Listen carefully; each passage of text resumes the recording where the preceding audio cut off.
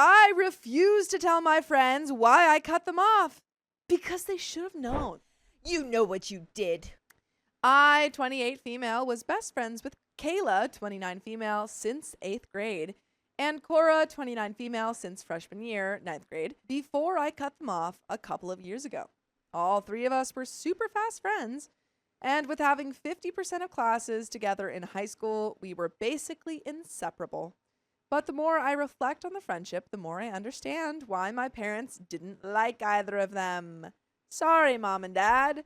By the way, this comes from Free Jello on the r/Charlotte Dobre YouTube subreddit. And if you want to submit your own stories, go to the r/OK Storytime subreddit. The three of us were in marching band together, and for band camp, we had to pick roommates for the week. Never goes well. Never goes well. Kayla and Cora always paired themselves up, and so I had to find a different roommate. And the same would go if we had away competitions and had to stay overnight somewhere. One time, we had to be in a group of 4 for a hotel at an out-of-state competition, and they chose 2 other people to room with them. OP. These are not your friends. Not your friends. No. Leaving me to scramble and find a group that needed a 4th person yet, or stay in the same room as my parents, which was not going to happen as a teenager trying to be cool. Sounds lame, but as a high schooler, it always made me pretty sad that my supposed BFFs never wanted to stay in the same room with me. After we graduated, Kayla went to college that was about an hour and a half away from our hometown, fully paid for by her parents. Cora went into the military and was gone for about 2 years. Whoa. And I had attempted college but dropped out after 1 semester. Our freshman year of college, Kayla got involved with a rowdy crowd of people that liked to drink and smoke. She drank heavily, and there was more than one occasion where she would call me to pick her up because she was too wasted or too high to drive. Mind you, I'm still an hour and a half away. That's what I was going to be like, wait, you're driving an hour and a half to go pick her up? Why would you go to this thing and not, like, plan that ahead of time? At the time, I was still attempting college, and I had a crap car that barely made it from A to B. R.I.P. to Ronnie the Rendezvous. You sucked. You were a great car. Oh. But Kayla knew that I didn't care how far away she was. I would go pick her up and bring her back to her dorm, no matter what, no questions asked, because I would rather be the one driving than her driving while under the influence. Yeah. After doing this probably 5 to 6 times, my dad made a comment saying she was taking advantage of me and my willingness to always be a DD. I told him my reasoning, and he asked why she wasn't asking friends at her college. Yeah. I just shrugged and ended the conversation. The only time I ever got mad at Kayla for this behavior was when one of these trips to pick her up, the car in front of me hit a deer. Whoa. Which caused debris to pop my tire, and I had no idea how to put on the spare. Oh my goodness. Whoa. I called her asking if anyone who was sober could help me change a tire, and she hung up on me. What? Yeah, not your friend. Not your friend. Thankfully, the cop that stopped was super helpful, and yes, I still went to pick her butt up. This behavior continued throughout freshman and sophomore year of college, but her drinking and smoking was so bad, she failed out of college and had to move home. This was about the same time that Cora moved home, and that summer we had all turned 21, so we started going to the bars as a group most weekends. As the last one to turn 21, I hoped I would get the traditional American 21st birthday. Instead, I was their DD because Kayla had 4 to 5 shots within the first hour, and Cora was chugging Long Island iced teas like they were actual teas. Yikes. And girl, that's when you said, okay, we're going to leave the car here, or we don't even bring the car at all. Yeah. If you guys think you're, like, just assume they're going to drink, take an Uber. So on my 22nd birthday, I asked if either one of them could DD or if one of their boyfriends could pick us up so I could actually drink and have a fun time. And this time, I wasn't going to be the one to watch their drinking. I was going to enjoy myself. And I did, for about 2 hours. I told them I had to run to the bathroom and would be right back. I was gone for 20 to 25 minutes due to the long line. And guess who left during that time? That's insanely dangerous. Kayla. You do not do that with your girlfriend. No. Never. My goodness. Especially because OP was drinking. Yeah. Never. Nope. Kayla and Cora had called Cora's boyfriend to pick them up, leaving me alone at the bar, wasted. I started crying to my favorite bartender and bless Party Marty because that dude gave me a Gatorade, lots of water, and drove me home once the shift ended. Shout out Party Marty. Shout out Party Shout 'em out. Marty. I'm sorry. No. They're not your friends. Mm-mm. And they haven't been your friends ever. They're just people you know. When I asked WTF happened and why they left me, both Kayla and Cora said they had assumed I left because I was gone for so long. OP says I call BS because Cora and her boyfriend lived 15 minutes away from the bar, so they had to have called him as I was headed to the bathroom to have left by the time I was done taking a pee. Jump to about a year later, Cora and her boyfriend are expecting their first kid. She randomly called me, bawling her eyes out, saying she wasn't sure what to do as they had very little income, and wanted their daughter to start off right. Uh-oh, guess who OP. they want to be the new mom? OP, stop. It's not your problem. So I did what any friend would do. Something that they probably would never do for you. Exactly. I rallied with Cora's mom to make the best baby shower in all of the Midwest. I spent what little extra money I had to buy all the sizes of diapers a baby could possibly wear. I made the cupcakes and cake pops from scratch, learned how to make a balloon arch, and Pinterested the crap out of baby shower games. Cora cried and said over and over again how much she loved the shower, but she never actually thanked me. Only her mother. Her mom did give me credit for my efforts, but Cora kind of just brushed it off and went to welcome guests and open all her gifts. I couldn't bring myself at the time to care that she didn't thank me personally, because all I truly cared about was her and her baby and making sure they were going to be okay. Aww. Please, OP. You're so nice. Please. You're too nice. This is not like at a certain point you can be too nice. And it's detrimental to you. Kayla didn't help with the party planning, but she was in attendance. She said she forgot a gift, so I told her to put her name on one of the boxes of diapers I brought, which she did, along with adding her name to the present I brought. She never paid me, nor did she give Cora an actual gift for her daughter. Once Cora's daughter was born, things started getting uncomfortable for me. We'd still go out drinking every once in a while, but we would always end up back at Cora's apartment, where everyone would smoke grass, sometimes even with the baby home. Girl. Yikes, dude. OP, like you're bothering me now. I'm bothered. I'm bothered. Yeah. This is people pleasing to like a very unhealthy level. On one of these nights, they showed off their new husky, which basically became mine for the night because they didn't understand that puppies need to go out a lot before they're house trained. I even took her for a walk at 8 a.m. the next day because she was whining in her crate. I accidentally locked myself out, so I had to repeatedly buzz their apartment. When Cora finally let me in, she yelled at me for waking them up, even after I explained why, and that I took her dog for a walk. I left shortly after that. My final straw. Oh, finally. right. Oh, my God. That was too many straws. We're here. How many straws do you have? That's like 6,000 straws. Don't you know? Save the turtles. Save the turtles, OP. That's too many straws. Oh. Came when I got a text from Cora asking for $400 Oh boy. because they couldn't pay their electricity or gas bills.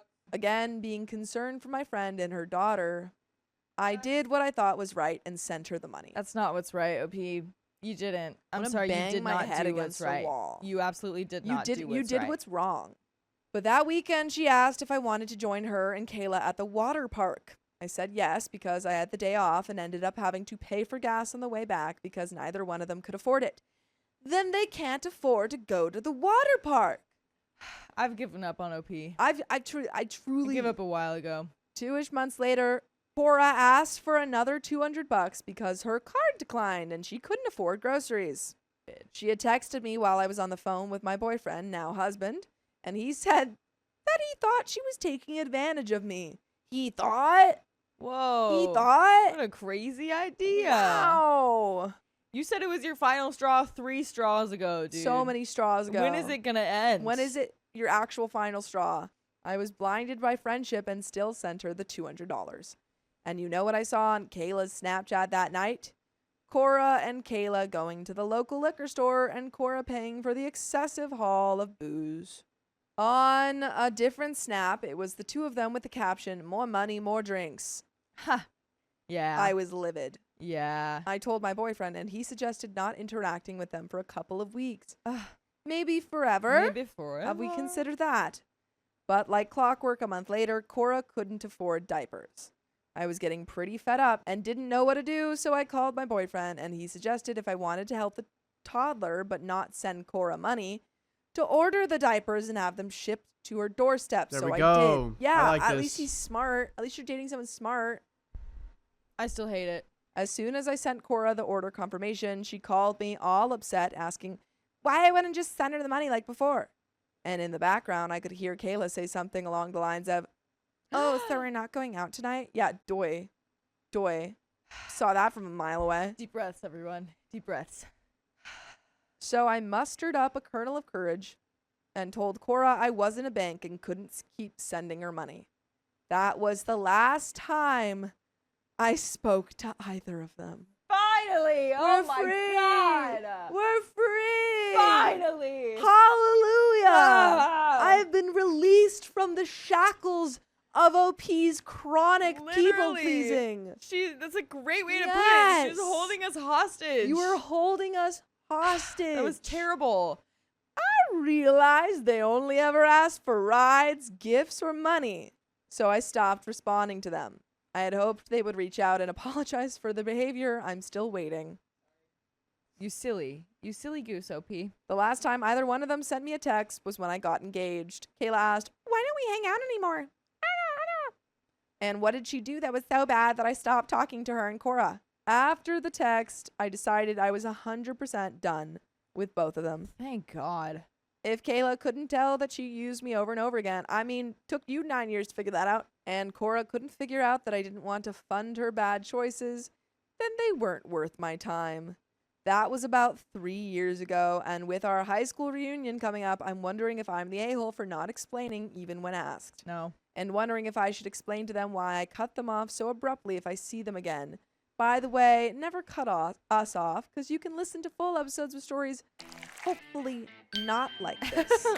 Just go to Spotify, Apple Podcasts, or iHeartRadio and search up OK Storytime. There is a little bit left to this story. OP. I don't even think you should go to your high school reunion. You sweet little angel, OP. I don't even think you should go. Edit. For more context, since there are a few people that are baffled I put up with it for so long. Trust me, I'm also mad at myself for that. Good. When I said we were inseparable, I meant it. For an entire summer, I lived with Kayla and her family. I was at their house so often her parents joked about adopting me and turning the guest room into my own room. I went on countless trips and vacations with both Kayla and Cora's family without paying for them. They were like my sisters. If I had a bad day, they would be over with ice cream and rom-coms in a heartbeat. Maybe in high school. Yeah. But that hasn't been true in a long time, it seems. For this post, I did cherry pick the moments that hurt the most when I decided to cut them off. But with 7 to 8 years of friendship, there were a lot of moments where they were there for me, which is why I was too dumb to see how awful they actually were. Were they there for you as a transactional? Because friendship should be unconditional. It shouldn't have Yeah. a price Yeah. on it. Exactly. I'm just shocked that your parents didn't try and prevent this friendship more, because we know that they didn't like Yeah. them. Yeah. Absolutely. My friend took my purse without permission and then lost it. Give it back. So I, 21 female, am just about to leave from a vacation with a friend, also 21 female, and I'm honestly still sick over what happened. A few days ago, she took my expensive Zadig and Voltaire purse without asking. This purse was a Christmas gift from my sister and has a huge sentimental value. Yikes. I've spent the past few years taking really good care of it because it means so much to me. By the way, this comes from such designer 5185, and if you want to submit your own stories, go to the r/OK Storytime subreddit. And I'm Angie. I'm Sophia. And OP says, when she took it, she didn't even tell me. I only found out after the fact that she used it to go to the laundromat and then in the process used my money, which she also didn't ask to take. For context, the purse had $40 in cash and a bunch of quarters, a gift from my sister's best friend's mom, 60 euros in notes, and at least 20 euros in coins. So we're talking over 100 euros total, not to mention the purse itself. And now the purse is gone. She lost it. I was obviously upset, not yelling or blaming her, just crying and saying that I wasn't mad, just hurt. I told her how much that purse meant to me and how hard I've worked to keep it safe for years. Instead of apologizing, she got huffy with me, rolled her eyes, and said, "How much does it cost? I'll just replace it," in this angry, dismissive tone. She has a very defensive and confrontational nature that makes me feel bullied and small, so I find it hard to stand up to her. But it's not just about the money. It's about trust, respect, and about losing something deeply personal to me. Since then, she hasn't apologized at all. In fact, she's acting annoyed that I'm upset. Now we're on the last night of our trip, and I've decided to just be neutral and quiet for the journey home.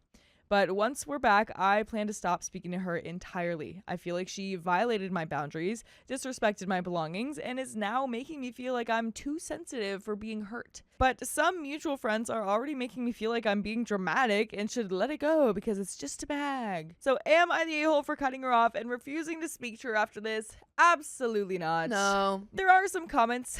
Comment number 1 says, she's not a friend. She also needs to pay you back for the purse. She stole it, actually, so she's a thief. So your choice on how to handle that going forward, not the a-hole. Opie says she agrees to reimburse me, which I accepted, but I haven't spoken with her further about it as I've been too upset to look up the cost of the purse.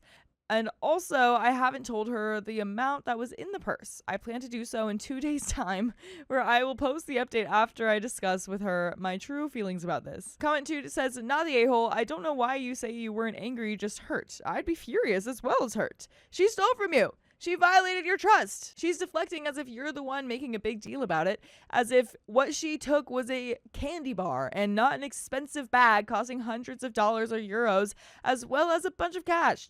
Why would you want to stay friends with someone who would do that? If she won't pay you back in cash for the money and the bag, I'd post this all over social media with her name attached as a warning to others because I doubt a police report will get you anywhere at this point.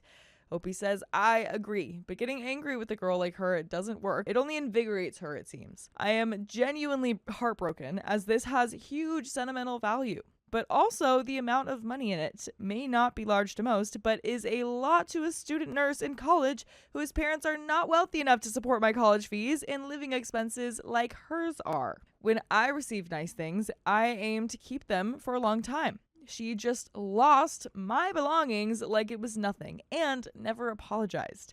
We do have an update. On the flight home, she asked me to mind her passport in my bag, even though she had her own backpack. I agreed just to keep the peace because I didn't want to deal with any attitude or fighting. When we landed, she turned to me and asked, "Do you have my passport?" in a snappy tone.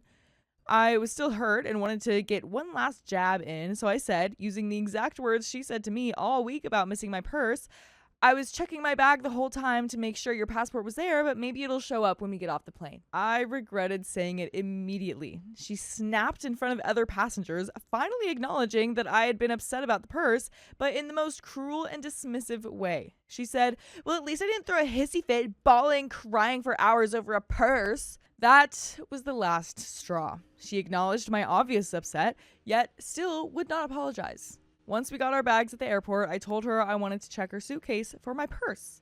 Good. I said if she refused, I'd involve the police. She tried to say I was violating her privacy, which is hilarious considering she took my purse and went through my belongings. I told her if it wasn't there, then she had nothing to be worried about.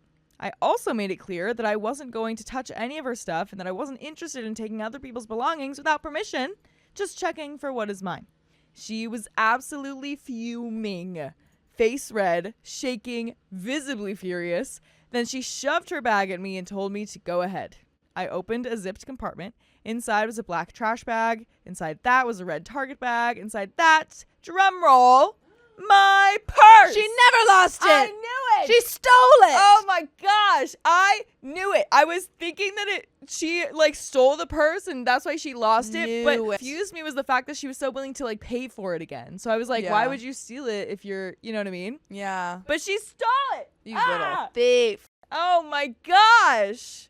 All of the money was still inside, the cash, the euro coins, but no quarters. I was honestly so shocked I couldn't even ask why she had it or what her plan was. I just said, thanks, and walked away with my stuff. I got on the bus home and haven't spoken to her since. I wish I hadn't been so emotionally drained to have given her a piece of my mind. She's since blocked me with no apology or explanation. As a side note, her mom, who doesn't know we're not speaking, called me at 3 a.m. crying. This mom was saying how badly she feels treated by her daughter, her husband, and how she's constantly belittled. Why is she calling you at 3 Yeah. in the morning? Why is this mom talking to you, a 21-year-old, Yeah. about how bad you're treated by her daughter? Weird. What? I won't get into any of what had just happened, but it definitely gave me more perspective. This is a cruel girl and horrendous person with little to no empathy, and I think maybe a sociopath. And by the way, this girl is going to tell you to go to iHeartRadio, Spotify, Apple Podcasts, or whatever your favorite podcast app is to search OK Storytime, because you're going to find full episodes with more stories just like this one. And there is a little bit more to this story, but my goodness, this girl. Ooh-wee, this girl. I'm so glad that she got her purse back. Yeah, me too. And, she did confront her Yeah. and got it back. It wasn't just that she had to be mad at her for stealing it or something. Mhm. She got it back, and now she's not friends with her anymore. I would be sending Amazing. a picture of the bag to all of the friends that said get over it and Yeah. say, hey, she had it. She had it in her bag, She's hidden was trying to steal it. hidden within 2 other bags. Yeah, so she definitely knew that she had it. Yeah. Anyway, I got my purse back, but the whole thing left a really bad taste in my mouth. I still don't fully understand what she was trying to do, and honestly, I don't think I want to. I'm just relieved it's over.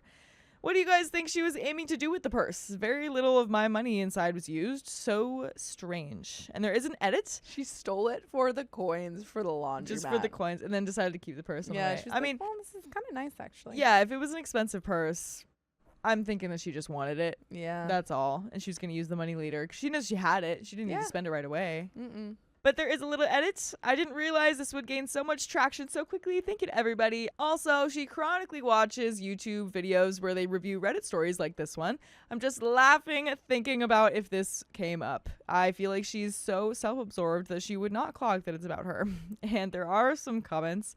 Why haven't you told your friends and her mom about what happened? It's like you want her to rewrite the story to make you the villain. OP says, my friends are aware, and my entire family. They told me they are disgraced by her behavior and to cut off contact with her. The friends on vacation, however, whether they sided with her or were actually too afraid to side with me, I'm not sure. I haven't reached out to them, and from advice from the previous post, I'm not going to continue my relationships with them.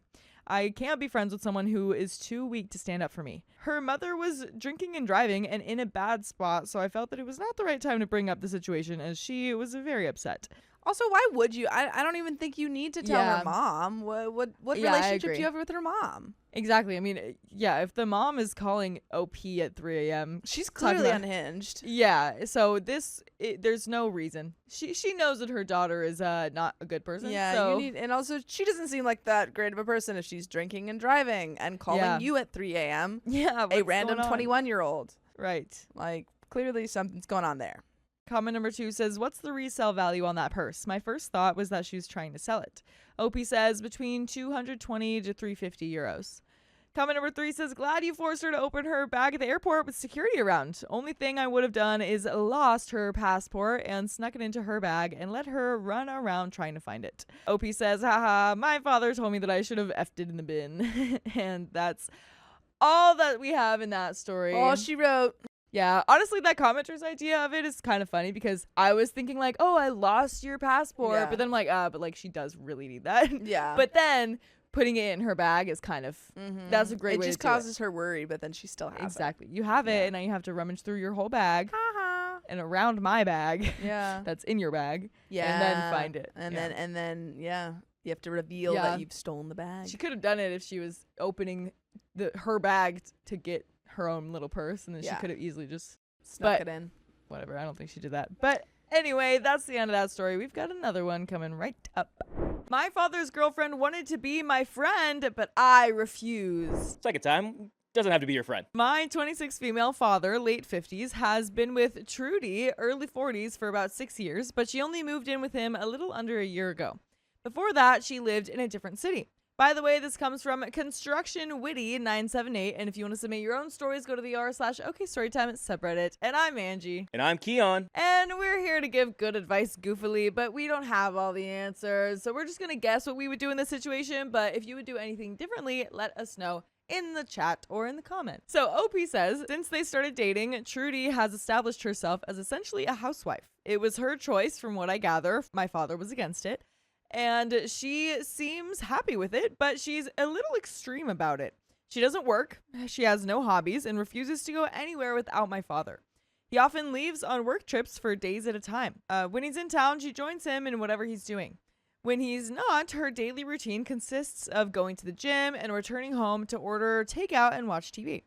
Because of that, Trudy has no friends in this city. She never meets anyone. Her whole family is a 6-hour drive away, and only my father's friends come to her birthday parties. Recently, both Trudy and my father started pushing for me and my sister to hang out with Trudy or include her in whatever plans we make because she's been spending a lot of time home alone and has been getting lonely. They've mostly given up on asking my sister, but still try to convince me. I never do, both because I can't and because I don't like Trudy. I'm well aware that that's not her problem, and I'm always polite, but I don't want to spend time with her when I don't have to. I also have a baby and a job, so whatever free time I have tends to revolve around my son. Even when it doesn't, Trudy and I don't have the same interests. Last Friday, Trudy was home alone and invited me, my husband, and our baby over to watch a movie with her. We thanked her but said no because my husband wanted to catch up on work, and I didn't want to take our son out on my own. Both true. On Saturday, we ended up inviting my best friend and her husband for a small game night at our place. Said friend later posted an Instagram story about it. My father returned on Saturday morning, and we saw my family at a small get-together that day. Trudy was quiet, which was a bit out of character. Right before we left, she and my father pulled me aside. We had an argument because Trudy had seen what my friend had posted. She said that she was upset that I hadn't thought of including her or taking her up on her offer to hang out when she was home alone. My father told me that I had been inconsiderate, and as she hasn't made any friends around here yet, and I know how lonely she's been lately. I said it's not my fault she doesn't have friends, and I don't have to include her in my plans just because she refuses to meet new people. And Trudy got offended, but my husband and I had to leave. Yesterday, my father texted me saying that Trudy was still upset about what I said, and he thinks that I owe her an apology. He thinks that I'm bullying his girlfriend by refusing to hang out with her, and it was rude of me to imply that her lack of friends is her own fault. That's not what I meant, and I don't like being treated like Trudy's cure for loneliness, but I do understand how what I said could be seen as rude. Am I the a-hole? One commenter says, not the a-hole, why is Trudy looking at your friend's Instagram story? It's not your job to entertain her or invite her to anything. Trudy's a grown-but woman who needs to get a life instead of crying to her boyfriend that his kids don't want to hang out with her. Opie says she started following some of my friends during my birthday a few months ago. Said friend has been my best friend since diapers and is a little more active on social media, so Trudy checks hers pretty often. Another commenter says, not the a-hole. Explain to your dad that you are not bullying her. They are bullying you. You've said nothing mean to her or about her, and you have not done anything mean to her. You did not attack her with a statement. You defended against their attack. You are a working mother with limited time already, and she is not offering to help you in any way. She's just demanding a portion of your already limited free time.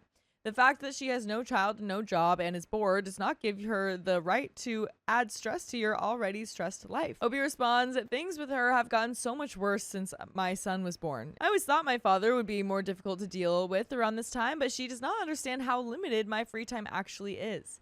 Another commenter says, it's exceedingly hard for me to sympathize with or feel any compassion for women in these situations because if it's against the husband's wishes, then it's ultimately entirely a situation of the woman's designs. Any dislike for the situation, any absence of a life beyond being a housewife is entirely by her own decision. Plus, from what it sounds like, she basically doesn't have any real constraints because she's just sitting on her butt ordering takeout and watching TV. Like, join a club, take up a hobby, read books. If you're just scrolling TikTok and watching TV, then your loneliness is your own fault. Also, it's not necessarily bullying to exclude. Freedom of assembly is a personal right, and you're not required to spend time with her just because she's a loser, not the a-hole. Obi responds, my father was indeed against it, but at the same time, he's always liked having people who depend on him, even if he doesn't admit it. I love the guy, but living with him wasn't easy, and our relationship got 1,000 times better when I moved out. This is actually the first fight we've had in a while. I think his main problem with it is how intense it is. She quite literally refuses to do anything without him. Sometimes that comes at the expense of other people's money, comfort, or time. She doesn't care. I do think my father enjoys having her around, but her fixation on being a Terminator housewife bothers him too. And more on Trudy and OP's father's relationship. OP says, I always thought that they were a weird couple. Trudy is still nostalgic for Y2K and would be a Disney adult if she could afford to. My father thinks he's James Bond, but is closer to Frasier, minus the college degrees. He really wants us to be friends, though. I never told him I didn't like her, but I did make it clear that the fact that we have nothing in common makes it unlikely. Plus, she used to work, and I think she still has some savings. I also think there is some inheritance money involved. My father does pay for most of their expenses, though. Back when she lived in her hometown, she'd fly in to visit my father at least twice a month and stay for about a week. Moving in with him didn't change much, except she no longer has the option of returning home to stay with her friends and family when he's out of town. And we do have an update. But yeah, I feel like a lot of those comments are true. I think a lot of the comments were pretty harsh, but No, they were just brutally honest. you think? Yeah. Because, I mean, I almost want to give her the benefit of the doubt a little bit. I think it is odd that she is just like following the husband around and only wants to do everything that he's involved in. Because She's his shadow. Yeah, he's not getting his yeah. own life and she's not building her own. So it is true what OP said about like, yeah, I mean, it's not my fault she doesn't have any friends, you know, and it's true that she can join hobbies and join clubs and stuff like that. I will say though that even then it can be difficult to make friends. Oh, 100%. So, you know, I'm not surprised that she maybe felt left out, but at the same time, it's like, you can't be mad to the point where it's like, oh my gosh, my life is depending on this and you ruined it. Yeah, you know? exactly. Like, I So- get it from a point of like, maybe once in a blue moon, hang out or like get lunch or coffee or something like Yeah. that. But like, if she's like, no, you need to be my BFF, Jilly. I made Yeah. you a friend bracelet. Like, Right. let's hang out 24/7. Yeah. That's a little different. Yeah, and also her reasoning for this situation, like for being mad about the situation, was just like, oh, I asked you to hang out once. You said you couldn't do it because your husband was doing something already, and you didn't want to like take care of your kid without the husband. So now the fact that you're hanging out with the other person is like, you know, it's like that's if it was multiple times where like she was always inviting and always saying no, but then hanging out with other people, even though she said she had no time, then that I would be upset about. But this is like, girl, you can't be this mad about this yet. Yeah, exactly. This is this is the context we get. Maybe it's happened more than once, Right. but it seems like chill, take a chill pill, Yeah. Trudy. Exactly. Take a chill pill. But we do have an update from 12 days later. It's been almost 2 weeks since I posted here. I wouldn't say I've sorted everything out, but I'm satisfied with what has happened. A few days after my post, I reached out to all my friends who know Trudy and told them to either block her on social media or just remove her as a follower. Interesting. I don't think she was using them to stalk me or anything. She spends a lot of time on her phone. It was actually very unlikely that she wouldn't see the story that my friend posted that day, but I figured it would be best to prevent this from happening again. I also removed her from my followers. My account has always been private anyway. I decided that I wanted to have a one-on-one conversation with my father so that we could talk things through. So we agreed to have lunch together on Saturday.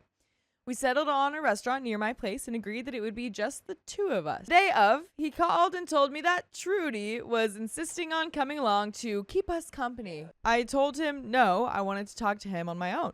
We had a small fight because he didn't want to leave Trudy alone, so I told him that it was best that we rescheduled it. My husband and I had lunch together and took our baby to the park instead. That night, I told my husband what had happened, and he said, I love that you're still trying to be nice to them, but I don't think it's working. Between that, your comments, and the fact that I'm exhausted, I decided to give up. I can't force my father and Trudy to listen, but I can at least put my foot down. I called my father the next day while Trudy was at the gym. I told him in no uncertain terms that I do not like Trudy and will never accept an offer to spend time with her when he's not around, even more so now that I have a child. As expected, my father started trying to guilt me right away. First, he went on a spiel about Trudy's life story and how caring and devout she is to everyone around her. He told me about how much she loves me and wishes that we could spend more time with her. This wasn't the first time that I heard all of that, but it was the first time that I told him I didn't care. I'm glad she loves me, but I have no obligation to love her in return. I could spend hours listing all the reasons that I don't like her, but I don't think she has to care about that. We're not friends, and we're not family. That argument actually went on for a while, but eventually the subject shifted to Trudy's lack of friends. I reminded him that they live in one of the most popular streets in our city, and there are dozens of things that she could do to meet new people. My father said that she knew that, but Trudy didn't want to try any of them. Whoa. Wow. She doesn't want to try. She doesn't want to try, so now it's on you, OP. Her life is in your hands. I told him that in that case, there was nothing else I could do. Trudy can either start putting herself out there or continue her lonely routine. Either way, I won't be a part of it. My father said he wouldn't try to push me to hang out with Trudy anymore, but he can't guarantee that she'll do the same. I can live with that. And I reassured him that I'll never stop being polite to Trudy, but I won't start liking her just because they want me to. He said that he could live with that. My husband and I have come up with multiple theories about why Trudy is so fixated on having her life revolve around my father's. We call her the Terminator housewife for a reason. But I've always thought it was very unhealthy for the both of them. I hope she does decide to start meeting new people and doing stuff on her own, but I won't be treated as her babysitter anymore. My son is my number one priority. Thank you for your reassurance. I don't think this is over, but I don't plan on updating again as I'm very busy and very tired. Cheers. And you know what? Cheers to you, because you can find full episodes with more stories just like this one on Spotify, iHeartRadio, Apple Podcasts, or whatever your favorite podcast app is. Just search OK Storytime. And she said that that's the last update, but there is a little bit more to the story. So, or at least there are some comments. Okay. With that OP responds to. Okay. So what do we think about this, though? This is the truth, and they got to deal with it. If they don't like it, tough luck. I mean, you don't owe Trudy anything. Again, you were like, I'll be polite, but I'm not gonna call her mom. I'm not gonna be like buddy, and that should be respected. Unless if she earns it. I think respect is earned, friendship is earned. For it's sure. not like just like you can, get it immediately. Just by being like the title of your dad's girlfriend. Yeah, exactly. It's like, okay, I'm your dad's girlfriend. Now I'm your mom. Yeah, like, it's like no. not how that works. I'm also an adult, so yep. I can have my own choices. Thanks. Exactly. So thanks. I agree. I think I'm glad that something happened with that conversation. Yeah. And that it's not just it didn't end with just them hanging up or something like that. That or it didn't end in like complete no contact. It was just like, this is it. And the dad was honestly like, all right, fine. Trudy's not whispering in my ear. Yeah. It's all right. I will respect that. I'm not saying she will, but you know what? It's like, we'll work from here, which is good. That's We're positive. reaching some sort of compromise here. That's great. But there is a little bit more here. So we have some relevant comments. One person says, I'm glad that you are satisfied with the outcome and wish you all the best and that it stays that way. However, I would not be surprised if the Terminator housewife starts to crank up her crazy. Sane people react very differently to rejection than crazy ones, and I would not count lonely Trudy to the sane ones. OP says, yeah, this isn't over in the slightest, but I think my husband and I are prepared. And I'm glad that my father knows that I don't like her now. I don't support running around telling people you don't like them like a preschooler, but God, did it feel good to get that off my chest. Another commenter says, not the a-hole, how about Trudy gets a job? She can make friends there, or at least keep herself busy, so she'll leave you the heck alone. OP says she has refused to get a job for years. She has 3 degrees and a decent work history, but the most interest she's shown in working since she started dating my father was when she wanted to be his personal assistant a few years ago. Another commenter says, strange, how did they meet if she doesn't socialize? Not the a-hole. OP says, I genuinely don't know. She was an affair partner before she was a girlfriend. So they're both pretty secretive about the first months of their relationship. Maybe that's why we also don't like Trudy. Which is very reasonable. That's very fair. That's super fair. Also, maybe that's why Trudy insists on like being around him all the time. Maybe she's worried that he'll just go off and cheat on her. Fair. Or I don't know though. Oh man, that's a little context I wish we got. Right? Yeah. I feel like that's big information. What I do know is that she has friends in her hometown, which, reminder, is 6 hours away. Another commenter says that explains why she sticks to your dad like glue. So he was cheating on someone else with her. You could just tell her you have a difficult time befriending people who don't practice fidelity as a core value. Opie says, I don't think it's that simple. I think she has her vision of a future in which she depends entirely on her partner and never has to worry about anything as long as her life revolves around him. I think she wanted someone to be codependent with.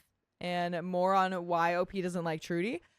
By draining, I mean having a conversation with her is exhausting. It's like listening to a song you hate but smiling through it because your friends like it.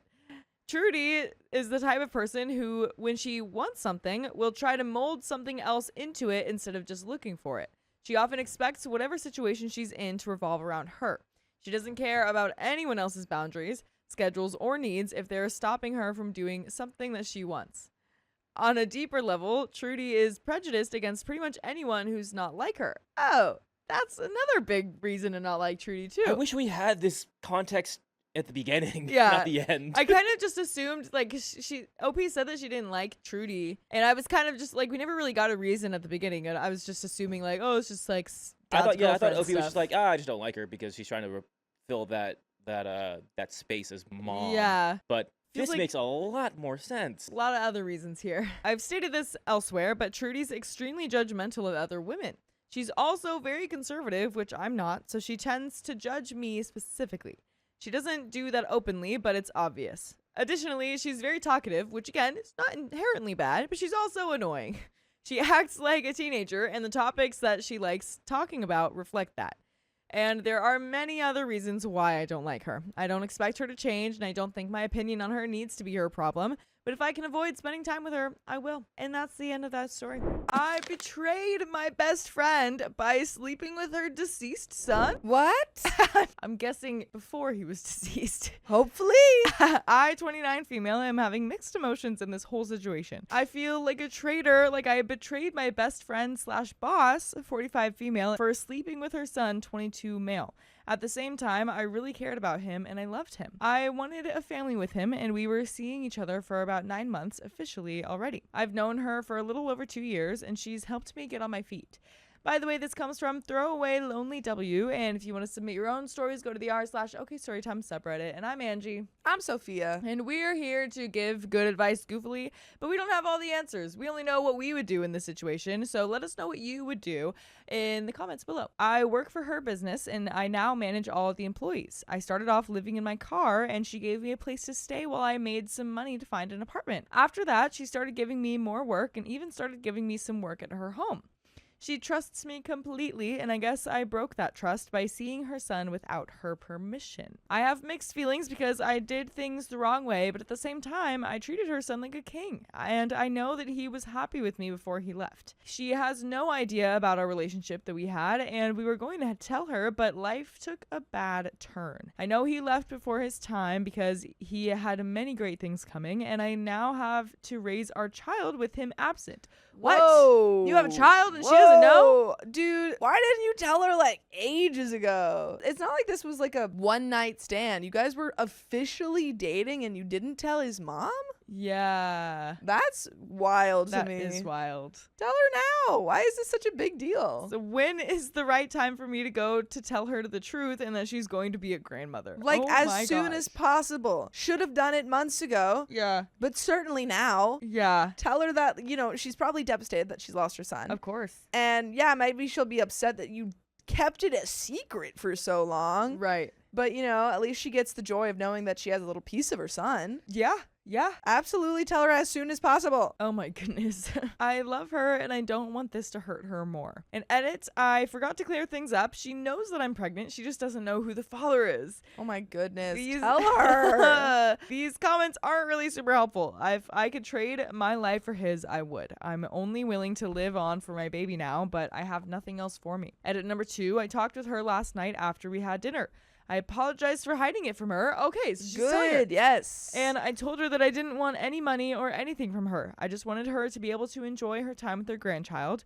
I was honest with her on how our relationship started and how much I loved her son. She had her doubts about it and told me that she knew something was up between us two, but she didn't say anything because she wasn't sure and she didn't want to make assumptions. She was very upset at first and told me that I should have never hid things from her and that she would have accepted us together if she knew that my intentions were clean and I wouldn't hurt her son. I showed her pictures of us together, places we went, our messages, and she broke down crying. She looked very upset and I genuinely thought that she was going to hit me because it looked like she was about to slap me. She asked me to leave and give her some space. I left home and she called me at midnight and asked if I could come back and spend some time with her. We finished talking and I offered her to take a DNA test so that she could see that it's her grandchild. She believed me on what I said, but she told me that I should have never hid things from her because now she regrets not being able to support us since the beginning. She kept asking to hold my stomach and feel her grandchild, and she told me that she would be there for the baby. I told her that I would leave work and leave her alone if she didn't want to see me anymore, but she told me no, to stay and keep on moving forward how we were before. I apologized a dozen times, and she told me that she was happy that she still at least has a part of her son in me. She's been very emotional, and she's just been wanting to feel her grandchild, and she has been nice to me. I just assured her that I treated her son with respect, and I was very loving with him. Hopefully, she is still accepting of the whole situation in the long run. And there are some comments, but do you have any comments before we move on? None that I haven't already said. Yeah, I agree with everything. I think things will be fine in the long run. I think so. She seems to, be upset, but coming around to it. Yeah. NYC Storyteller says, I'm sorry for your loss and for hers and for your child who will grow up without its father. Your son was old enough to make his own life choices without his mom's permission. However, it is kind of messy to secretly date your boss's child. I would tell her that you lied to her about not knowing who the baby's father was because you were scared about her reaction and you need to apologize for that. Tell her that you would be glad to give her some space and time to process and that you're hoping that she will eventually be excited to be a grandmother, even though it's a lot to process right now. And it seems like she was doing all Seems like that. she's already pretty excited. Yeah, so that's good. It's just whatever says, wow, this is a heck of a situation and I'm sorry for your loss, honestly. I'm not sure what the root problem was for her. She clearly respected and cared for both her child and you.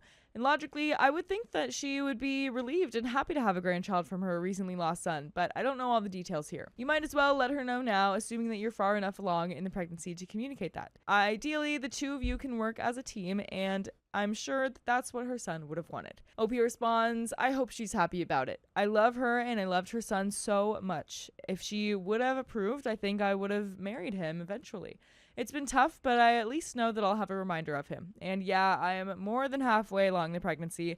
I just have been holding his mother off on knowing that he's the father. She's excited for my pregnancy, and she knows that, but she doesn't know that it's his baby. And I'm assuming these comments are before that last edit that we got. I assume. It's just whatever also says, do you know why she didn't want the two of you together? Outside of her resistance, this seems like a good situation initially. Opie says she didn't actually say that ever. I just thought that he was off limits since I'm her best friend and that's her son. That commenter still says, oh my gosh, that's even better. You might be in a situation where an awful scenario can be given a silver lining by just using some direct communication. And I believe we're getting that. So I think so.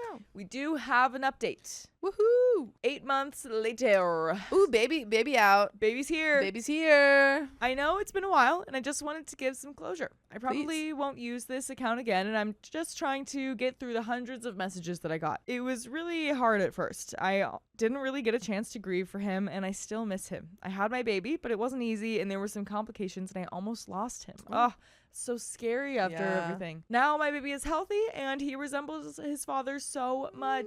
Oh, he honestly doesn't look like me much compared to his dad. Along the way of all of this, my friend had her times where she would randomly go off on me and be upset, but I get why, and I forgave her. After that, she has been nothing but supportive. She was there for me when my son was born, and she cried so much the first few days. By the way, you can be there for us by listening to full episodes of more stories just like this one. Just go to Spotify, iHeartRadio, Apple Podcasts, or whatever your favorite podcast app is, and search OK Storytime. We'll be there for you. And you could be there for us. And there is a little bit more to the story, but This is great. yeah, this is great. This is exactly what I wanted. I wanted you to tell the truth immediately, and you did. Yeah, it seems like she maybe had some lash outs, but that is To understandable. be fair, lost her son within Yes. the year. Yeah, oh yeah. 'Cause, it's his child is, at the time when she told her, the child was, a couple months along? Well, more than halfway, she said. Okay. So, point is, Yeah. son hasn't been He had to gone. have- He had to have passed away Yeah, within the year. right. Within like a few months. even. Yeah. So Yeah. that's like pretty devastating. Yeah. And she's already going through that loss and then finding out, friend lied. Yeah. I have a grandchild that I didn't know Right. about. Right. A lot of mixed emotions. All gonna take a lot of time to process. Yeah. But there is a little bit more to the story. She has been offering for me to live with her since she wants the baby close to her, but I have declined to show her that I really am not just after her money. She always wants the baby, and honestly, she is such a help at work because she's always holding him or has him in her office with her while I'm working, and I don't need to find a babysitter to trust. She spoils him and buys any baby supplies that I need, and I am so grateful. I just really miss her son. I can't ever sleep at night knowing that he won't ever get to meet the little baby that he and I made together. I just want to cry every time I think about him, and it's hard seeing how much my son resembles him. How can I thank her for being so wonderful to me and her grandchild? I love her so much, and I still feel for the way things happen between us. And there are some comments. Law Prestigious 2789 says, just go up to her and say thank you. Opie says, I thank her every day, but I don't think it's enough. That's what she says, it is. You're good. You don't need to go overboard because she's not doing it out of obligation. She's coming from a place of love for you, for the baby, and also her son. If this situation calls for anything, a thinking of you gift or gesture would be appropriate. For example, thought you'd like coffee or smoothie or a cupcake, so I got you one as well. And just show up for her as best you can, but it sounds like you're already doing that. Takes a village, you know? You're very lucky to have one another. I wish you love in your time of healing. Yeah, I think those are some good ideas. I mean, what would you say to OP for what she could do? I mean, they're already friends. I think it's just like, I think OP said like, oh, it's not enough. I thank her every day. And it's like, it might not feel enough to you, but just letting her know that you appreciate her and showing that gratitude and stuff and getting through this together because you're both in it. Exactly. Yeah, I agree. You can continue to say thank you, but I feel like really the biggest thing you could do is just spend time with her. Just keep letting her see the baby. Yeah. You can, maybe, I don't know, help clean around her house or something like that. Some sort of acts of service or little gifts like that one commenter said. But yeah, I think you're good. She'll understand. My friend fired me for automating my workload, but it backfired on him. Oh no. Hired full-time, and I make a good living. My work involves a lot of data entry, verification, blah, blah, blah. I'm a programmer at heart and figured out how to make a script do all my work for me. By the way, this comes from CSNL, and if you want to submit your own stories, go to the r/OKStorytime subreddit. And I'm Angie. I'm Dakota. And we're here to give good advice goofily, but we don't have all the answers. We only would guess what we would do in these situations, but if you would do something differently, then let us know in the comments. So OP says between coworkers, they have a 90% accuracy rating and 60 to 100 transactions a day completed. I have 99.6% accuracy and over 1,000 records a day. No one knows that I do this because everyone's monthly accuracy and transaction count are tallied at the end of the month, which is how we earn our bonuses. Oh, dude, you've got it on lockdown. You're getting that bonus. I think AI is coming for all data entry jobs. Yeah. Unfortunately. It's very possible. So yeah, it might be time to look into a change. Very, very possible. So the scum part is that I get 85 to 95% of the entire bonus pool, which is a huge sum of money. Most people are fine with their bonuses because they don't even know how much they would bonus regularly. I'm guessing that they get about 100 to 200 euros bonus a month. They would get a lot more if I didn't bot. So Reddit, am I a dirt pickle? I work about 8 hours a week doing real work. The rest is spent playing games on my phone or reading Reddit. And there is an edit, but wow, 8 hours a week? Buddy, you found a hole in the fence. All right, enjoy it. Enjoy it while you can. Yeah. A lot of people are posting that I'm asking for a pat on the back. Nope. I'm asking for the moral dilemma if my around 90% bonus share is unethical for me to take. Some comments from OP explaining their program. I wrote the script from scratch. It is a combination of reading the screen for data and a screen front reader, mouse automation / keyboard automation, all custom code. I used to do work cracking CAPTCHAs to help make them stronger, so it's right in my alley of work. Although I did this for fun, not for money. It's part C++ and part game maker. I did it for prototyping but got lazy and never rewrote it. And there are some relevant comments. Eventually, someone will realize that over 1,000 a day is done by a program. Everyone will then lose their jobs as the corporation realizes that there is a cheaper way of doing things. But I don't think you are a dirt pickle for finding the most efficient way to do your job. The Cranky Hermit says absolutely this. You're not a dirt pickle, but the gravy train will have to end eventually. Your company will likely catch on and make changes to the data entry process. Colloquialism says agreed. The only way to keep job security is to do just enough to not get fired. Keep expectations low. If you raise our expectations, it will only end badly for you. So wait, I want to see this 5-step plan somebody posted. Okay, let's see. What is that? So Mike Does Web says, step 1, send an email to the supervisor. Hey boss, I know this is kind of a strange request, but I would like to schedule a meeting with you and your supervisor. I found a way to save the company boatloads of money, but I only want to talk about it formally. Thanks. And step 2, go into meeting and present the following points. I found a way to save the company about salary number of employees a year. At home on my personal computer, I created a computer program that increased productivity by 10 times per computer it is run on. I am willing to license the program to the company for half the salary of the number of employees and be hired as a consultant who keeps the program running daily. I'll give you some time to think it over. I already can tell you this is a bad idea because they'll go, no, actually, that's fine. And then they'll just have somebody whip up the exact same kind of code that you did and then It's possible. not pay you any money. It's very possible. I know you made it yourself from scratch, but how complicated was it? Do you think someone else could figure it out? Yeah, probably. They Do could. you think? Step number 3, wait for the company to come begging you to do it and then accept. Step 4, invest each license payment or use it to pay off debts, home, credit cards, etc. Live off your contractor fees. Step 5, work for 5 to 10 years and retire wealthy. And we do have an update. But I mean, that sounds like the way to do it, but you are putting everyone out of a job. But like Yeah. I said, they're going to be out of a job anyway. So yeah, that might just happen. I wonder, though, if they find out about it and then do that, then maybe you can propose this if they just find out on their own. And then maybe you can go to other companies that are similar and sell it to them too or something. Make a bunch of money. single-handedly destroy the entire workforce in your career field. I mean, that's not what I was thinking personally, but I'm just thinking, like, if you end up losing your job anyway, and then they end up losing their job anyway, then like, but I don't know. There's lots of ways that you could, there's pros and cons. A lot of people went unemployed all the time when things change, technology changes. Yep. So, Unfortunately. But we do have an update. This is from 40 days later. So, okay, the past month and a half has been insane. Like I said in my last post, the code was originally assigned to only run on the desktop that I was assigned and also required a password upon starting. Nice.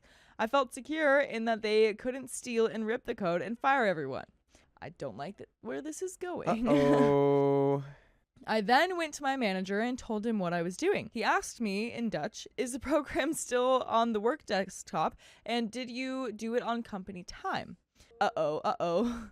I replied yes and yes. I was promptly fired and expelled from the building. Once I left, I called my boss's superior, the one higher up, and left him a voicemail saying what happened and that my boss fired me for it. But I thought he was being closed-minded and not open to advancing the company. I also got a call from my manager telling me that I have to give him the password. I told him that I'm no longer employed and am not required to any longer. Boom. I get a call from my boss's boss and he asks to have a meeting with me to discuss what actually happened, and if it is true and it could save money, then he would listen. But I was hell-bent on refusing to give out the password. Not to be mean or defensive, but the code was not designed for anyone to use. It was very primitive in the way that it had to be set up. I didn't want to be liable for someone using it incorrectly. I met with him a week later, and we discussed over tea about the program. I asked if I was doing anything wrong or immoral, and he said that the only issue was that I coded it on company time when I wasn't supposed to. The app itself was fine, no requirement to have it done by a person, and it saved the company lots and lots of money they never realized. They would have had to hire more people to handle the load, but didn't because everything was getting done. Once we talked about it, he said that I was very talented and asked why I worked in the line of work that I do instead of software engineering. I replied that I found this job first and was making such great money, which he didn't expect. He asked me how much I was making, and when I told him the true amount, he was floored and cracked up laughing. I made more than my boss, but not the guy I was talking to. He told me that he would love to give me a job doing software engineering for the entire company's systems. I agreed only if the current employees wouldn't be fired and would be put into different places in the company. That's something I didn't even think about. What a nice, what a nice guy move. Yeah, that's great. Good on you. We came to a compromise that some of the useless people, there were a few, would be let go. These people were morons beyond belief, but that he could find jobs for the rest. Translation was a big one since Dutch people have a culture of learning others' languages. Others went into sales, HR, and other departments, and a few were offered training for jobs. A handful were kept on the original team, but their job was changed from manual input to now working with the tool that I built. As far as I know, the bonus program was slashed a lot, but they're still making more bonus than before, I bet, since I was taking it all. And by the way, you can listen to bonus full episodes of stories just like this one on Spotify, iHeartRadio, Apple Podcasts, or whatever your favorite podcast app is. Just search OK Storytime. You're going to find it all there. And there is a little bit more to the story, but I think that's a great thing. That's a great way to go about it. Yep. He's looking out for himself, Masterful. but not screwing over all the people around him. Yep. And you had about 14 years of being able to do that before the machines took over. Beautiful. Entirely. And So congratulations. Way to get ahead of your time. But there is a little bit more to the story. So now I am a lead software engineer over my own department, making the same base pay as I was making base plus bonus previously. So the salary is now what he was being paid before. Yeah, no bonus, unfortunately. Haha. Most other workers moved departments or changed jobs in their department, so most people got a good deal. Except my boss. They were upset with him before this and were even more upset after this, I'm guessing. He was notoriously a bad manager and he was fired over all of this. Oh well, they hired one of the previous people on my team to take over his job. Amazing. Yeah, that really is like a bad manager move where it's like someone's like, yeah, I created a thing that is better than everyone else at doing this job. And Yeah. he's like, what? Huh? You're fired. Can't believe you did that behind my back. Dude. Well, I can't believe we were paying you to do that. Because it was on company That time. sounds so smart. You're smarter than me? Yeah. Fired. Crazy. Edit, one thing is worse. My new desk chair sucks. And that's the end of that story. Well, there's a silver lining. What would you call the opposite of a silver lining? Like the one negative. A I like mud it. pie. Mud pie. I like it. I think That's not a silver lining. That's a mud pie. that's a mud pie. But that's the end of the story. That, honestly, that was great. I think that was an amazing move to have the other people keep their jobs. Good on you, OP. I didn't even think about that. I didn't even think that was an option. I cut off my friend without an explanation because he exploited my kindness. Snip, snip, witch. My former friend, 30 male, and I, 30 female, met the first day of college. Dorms were set up as townhouses with 5 rooms, and they were co-ed. We were in the same dorm house. By the way, this comes from user apprehensive count 597, and if you want to submit your own stories, go to the r/OKStorytime subreddit. I'm Keon, And I'm Angie. and we're here to give good advice goofily, but we don't have all the answers. We only know what we do in these situations, so let us know what you would do in the comments. And OP says, orientation was 3 weeks, set up as backpacking trips for most, but we both had joint issues that made us unable to do that. So our orientation was just doing various volunteer work around town. We grew to be close friends pretty quickly. After moving out of the dorms, we stayed close friends. This continued for 10 years. Nice. We both considered each other our closest friend, and our parents and siblings considered each other family. Nice. He always had challenges with finances. I didn't until the past year. My current financial struggles are unrelated, though. He fairly regularly asked to borrow money to help cover rent, groceries, etc. I had the ability to help, so I did. One day, he texted me to tell his partner, 35 non-binary, had their car totaled, asking if I could drive him to work the next day while they figured out what to do. I was with my dad at the time. He saw my face, questioned, and I told him. He offered his car up, he had 2 at the time, for a temporary solution, no charge, expecting it to be a few weeks. I towed the car to his house to drop it off and told him the 3 rules. 1. Run it through a wash every once in a while to preserve the paint and trim. 2. Keep the tank above 1/4 to preserve the fuel pump. And 3. Let me know when it's due for maintenance, including which mileage to do that at, or if any repairs were needed, and I would take care of it. 2-ish weeks turned into 2-ish months. Oh boy. I kept asking for updates because my dad wanted to sell the car. He kept telling me they were still going to court to try to get the wasted driver that hit their car to pay for the damages. 10 months after bringing the car to him, my dad needed to sell the car due to financial strain. He was paying insurance and registration on a car he hadn't seen in almost a year, and he couldn't afford it anymore. I gave my friend ample warning that I'd be taking my dad's car back when the insurance and registration were up for renewal and told him the date. Due to work and whatnot, I hadn't visited, I lived 2 hours away, in 6 months. When I got there to pick up the car, the clear coat was peeling. No. The trim was all dry, rotted. The gas tank was completely empty. It started, sputtered, and passed away, the car. And the check engine light was flashing. I asked, and he said he did not wash it in the entire 10 months. He said the check engine light had been flashing for 3 months. Oh my gosh. But the gas is really what got me.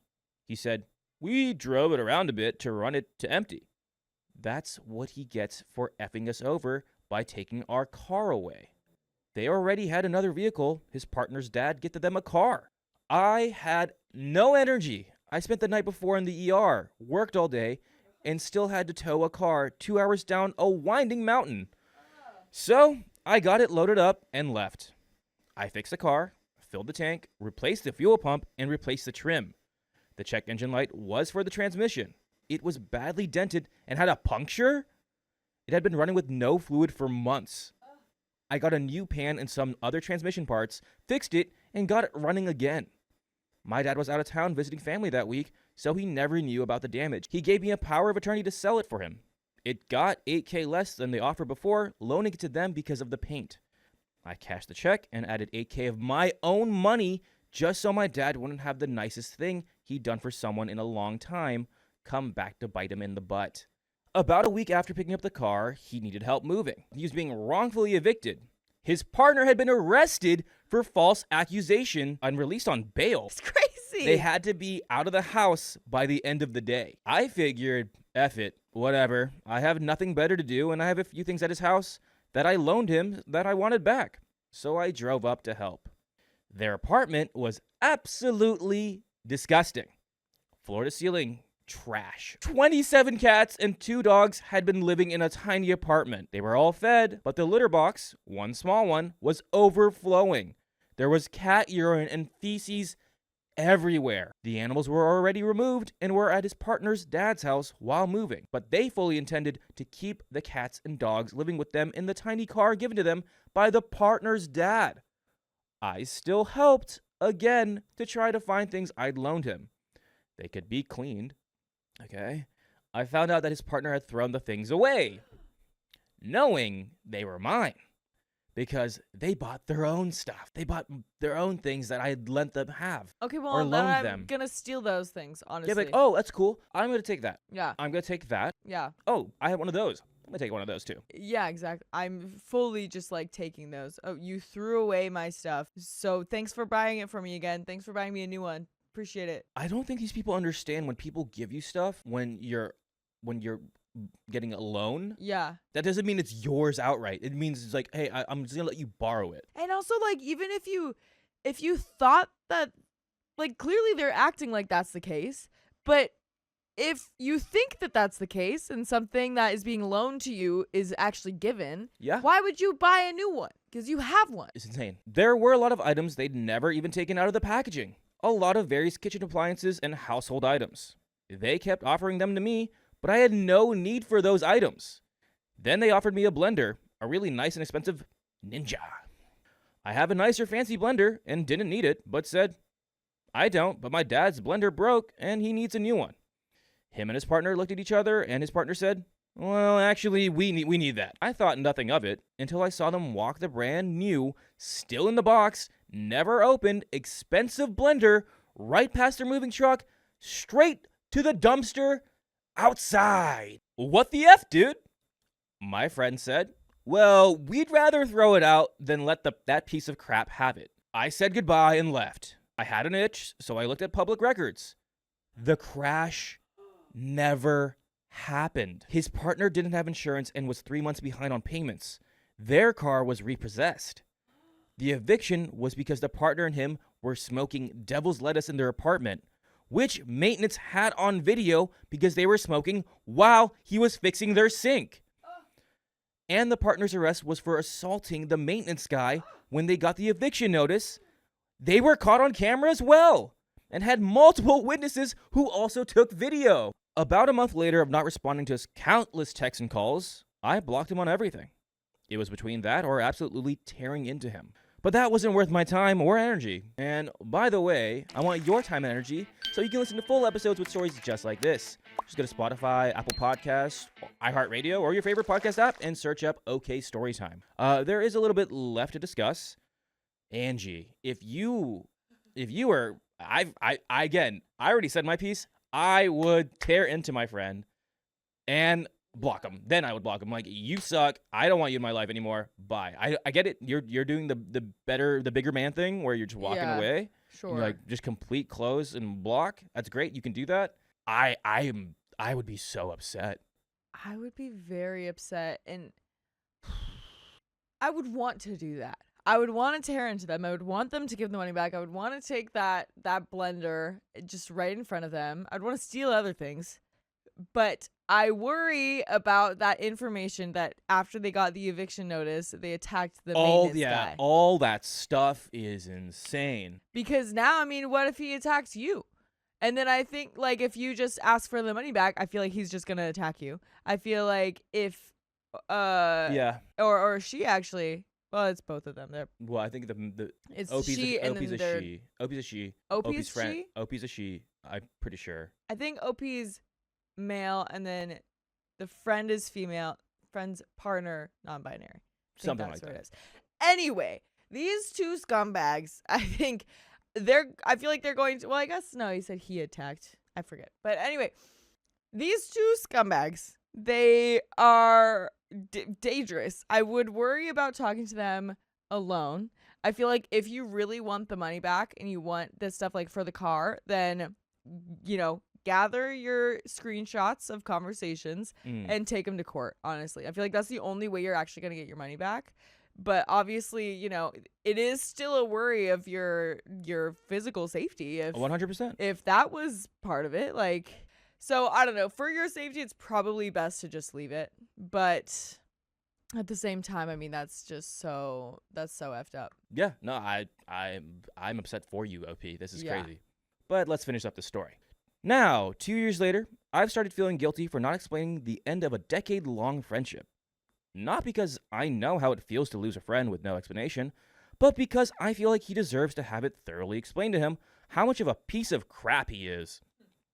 I also want an answer for what in 10 years of friendship did I ever make him, or what did I ever do to make him think that 100% of the damages to the car wouldn't fall on me. Oh, sorry, that's a weird sentence. I also want an answer for what in 10 years of friendship did I ever do to make him think that 100% of the damages to the car wouldn't fall on me instead of my dad? Because if I give off that image of someone who would let someone F over my family, I want to know so I can be better. I still have one platform I can message him on. I've already unblocked and I'm drafting what I want to say. So, would I be the a-hole if I follow through in explaining the end of that friendship? We have some comments here. I don't think so. Before we end the comments, I think, yeah, I would have done it before. Like, before you blocked him, I'm like, so I'm ending this friendship. Right. And he's going to be like, why? And I'm like, do you really need me to spell it out for you? Yeah. Comment number 1. You would not be the a-hole. If you think it makes you feel better, then by all means, write to him. But you need to be prepared for possible scenarios. Best outcome, you never hear from this a-hole again. Another possibility, he becomes all worked up, thinking about imagined slights, and starts pestering you, scratching your car, ordering crap to your address, etc., etc. Another possibility, he contacts you, all remorseful, tells you how sorry he is, it was his partner and the substances that made him do it, etc., etc. Your heart softens and you let him back into your life. He reverts to being an a-hole. Heartache follows. You block him. But only after he costs you lots of money once more. Comment number 2. To be honest, if you think you are doing this just for the sake of him to know, do it. Get over it. But I hope he doesn't get back at you for something, and you should also save yourself from that F-up of your mental peace if he does. So if you can handle that, tell him. Otherwise, don't. Because if you can't handle it, it's not worth it. It's not worth your effing peace when it's been 2 years already. OP replies, there's nothing he can say that would disturb my peace, smiley face. Reply, that is not convincing, since it has been 2 years of no contact, and yet you are still fantasizing about talking, explaining, and getting back at him. And then we Yeah, just leave and it that's at the end of that. that story. Yeah, it's like you've been in the shower thoughts of like having that argument with him. He's like, yeah, so I'm gonna tell him this, and this is how it's gonna go. The scenario's gonna play like this, and Right. I'm in the shower listening to like cool music. But Yeah. I don't know. I mean, I think write it out for sure what you want to say, but then give it some thought and then see if you still want to actually send it, because I've done that before, but then it's like, yeah, I What probably it's like, shouldn't actually say that. at the end of the day, what is it gonna do for you? What is Yeah. it gonna do for them? I accidentally sent a message about my friend to her, and it turned into chaos. Maybe it's something she just needed to hear. I, 30 female, have been friends with Deb, 26 female, for almost 5 years. We met through our significant others, their brothers. We used to be super close, dinners, sleepovers, errands, you name it. I supported her through friendship, family, and relationship issues, but rarely leaned on her in return, mainly because it always seemed like she was going through something. I didn't want to add to it. By the way, this comes from Nuak Mommy K, and if you want to submit your own stories, go to the r/OK Storytime subreddit. I'm Carly. And I'm Angie. And we're here to give good advice goofily, but we don't have all the answers. We only know what we would do, so let us know what you would do in the comments. And OP says, I decided to move out of our town and a few hours away. Deb never really visited, but I didn't think much of it since I was still in her area for work. Things changed after I got engaged. She was in my bridal party and helped a lot at first, but as time went on, she became more flaky, mainly canceling last minute when I asked for help on DIYs, usually related to her mental health and having a bad work week. I checked up on her every time, but she'd always say things were fine. For context, I asked for help from my bridesmaids twice over the span of 8 months. Wow. She's really going for no Bridezilla. Opposite Yeah. of Bridezilla here. It's like, I will barely contact Yeah. you. Then came my bridal shower, which went poorly because my bridesmaids didn't get along. Aw. Clashing personalities and communication. It was clear that my bridesmaids didn't want to be around each other. It wasn't until I felt some tension when one of them told me privately. It resulted in one person going home early, some ganging up on others, and everyone throwing shade at one another. Who are your friends? How is that in like their first hangout? That's Yeah. crazy. You guys don't even know each other. Pretend for an hour. Yeah. And I had to stay in the middle to play peacemaker. God. Naturally, I was upset by this. I vented to Deb afterward, she was my ride home, mainly about how sad and disappointed I was that no one could get along, and that no one bothered to tell me, not realizing she'd take it personally. Apparently, that was the start of her resentment. Months later, she grew distant, barely responding to texts, and ignoring me and my husband at family events. When I asked if something was wrong, she said no. But then I started to be more confrontational because I knew something was off. She said I was selfish, thought I was better than her, and never gave her closure from an old conversation about clothes I was donating and my cystic acne, weirdly enough. She said I chose this because I failed to speak to her about the bridal event after my initial venting, when in reality, I decided to just eventually move on from it and never speak about it again. I asked for examples where I spoke to her condescendingly, but she couldn't provide any. I also noticed she said a few other insulting things I personally wouldn't say to my friends. I apologized anyway, and we agreed to move forward, though things never felt the same. Since then, our conversations have been dry, and I've been the only one reaching out. I've started feeling like she only stays in touch when it's convenient. Fast forward a few months. She's now engaged to my brother-in-law. My husband and I moved even further away. I also had an emergency surgery and was in recovery for 6 weeks. Oh my God. I noticed she eventually reached out to me on week 4, despite being told what had happened early on, and never checked again. We had a few more in-person family events. We would speak civilly, but nothing of any substance. And my husband noticed she was still ignoring him, even after we both sent her birthday gifts in the mail. I knew I wanted to address this, but decided to wait it out a little longer until we hung out one-on-one. I had been turning to my sister for advice these past few months on how to approach this. to avoid a big blow up like we previously had. Today, I accidentally sent her a text meant for my sister. Uh-oh. Something casual, but it included the line, Deb still isn't talking to husband. Really isn't like the worst thing to Yeah. accidentally send. I know that really doesn't sound that bad. But based on everything else, She's gonna take it bad. yeah, she's gonna blow it out of proportion for sure. I realized it immediately, apologized twice, and explained the context. She's read everything but hasn't responded. I know it was wrong to send that message, and I know exactly how she's probably feeling. Hurt and disrespected. I would be feeling the same way. But I also felt like this friendship has been one-sided for a while. I'm wondering if I should try to fix this again or just let it go and accept that this friendship has run its course. We have some comments. Commenter 1, I would send one final message about how one-sided things have felt and let her know you're open to reconnecting, but ball's in her court. Personally, I don't understand why she's resentful at all. She needs to communicate better. OP responds, I sent one final message after realizing my mistake, basically apologizing to not have spoken to her earlier about this and going to my sister first. I'm also stating I'm more than willing to chat more about this when she's ready. So the ball's in her court. Last time she sat on the message for a week or two, then agreed to a phone call. Commenter 2, I may be totally off base here, but I kind of get the impression that you don't want to fix things, and you're maybe seeking validation to let this friendship fade out. Which I understand, because it's tough to let someone go who was once so close to you. But it is a part of life. Not every friendship is forever. You can still be cordial with her and catch up at family events, but you're totally justified in stepping back if this friendship is not bringing you joy anymore. Opie says, now that you've pointed it out, you may be correct. I didn't think about it like that. I think up until this point, I kept holding on to the first few years of our friendship because I knew what type of friendship we were capable of having. I thought I knew that she wasn't this person that I'm seeing now. I think I was hoping she was just going through something for a while and would reach out when she was ready. Mainly because we would speak.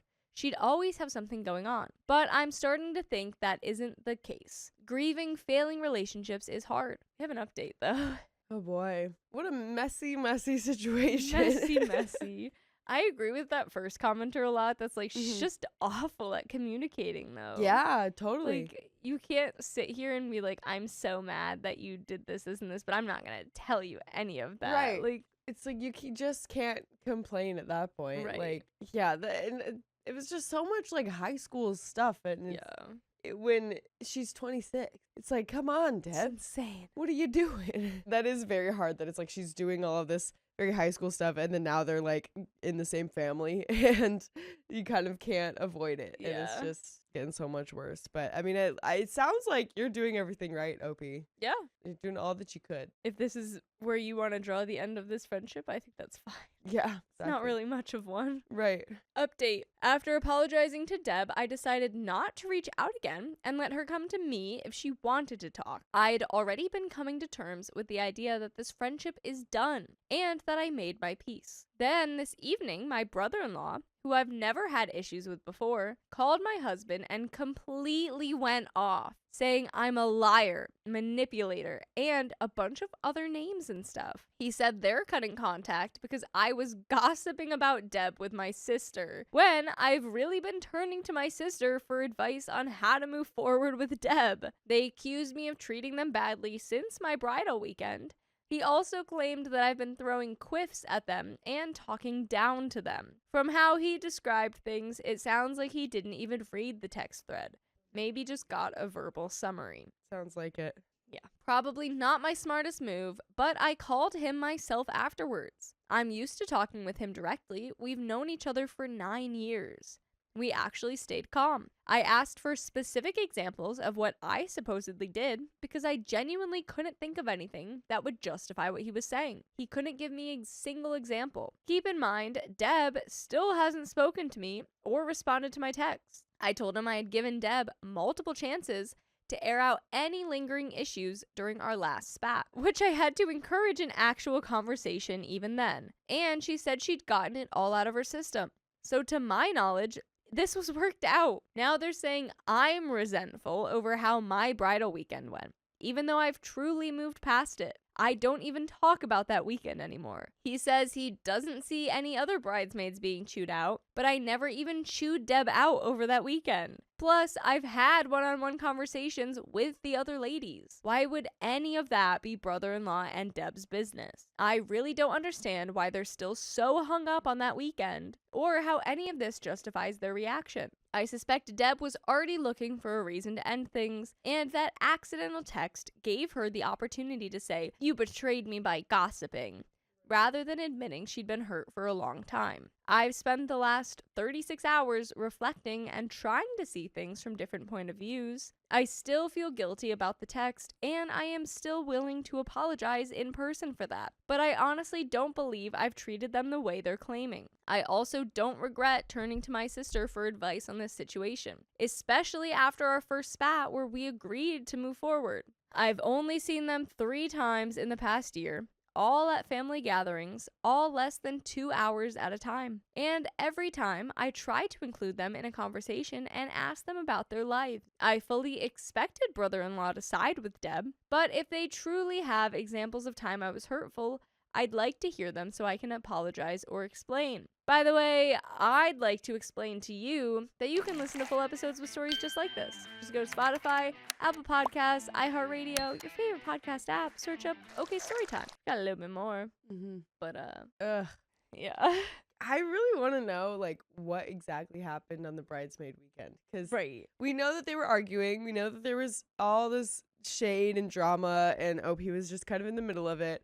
But, like, I want to know what was said. Right. What was this drama that's Yeah. so, like... Because I'm guessing that, like, if OP was in the middle of things, then maybe some people were saying things to Deb, and Deb was saying other things, and then OP was kind of, like, siding with the other people, or maybe not even siding, but, like, just bringing up a point that the other person said, and Deb probably took it all wrong. Totally just assuming that, but... Yeah. It That's would my check guess out, too. right? But it's just, I feel like you're totally fine. Like, if all of your friends were doing that weekend, maybe you just need to have better standards for friends. Like, I don't know. But so maybe this is a good opportunity to enforce that and to have those standards. Yeah, I fully agree.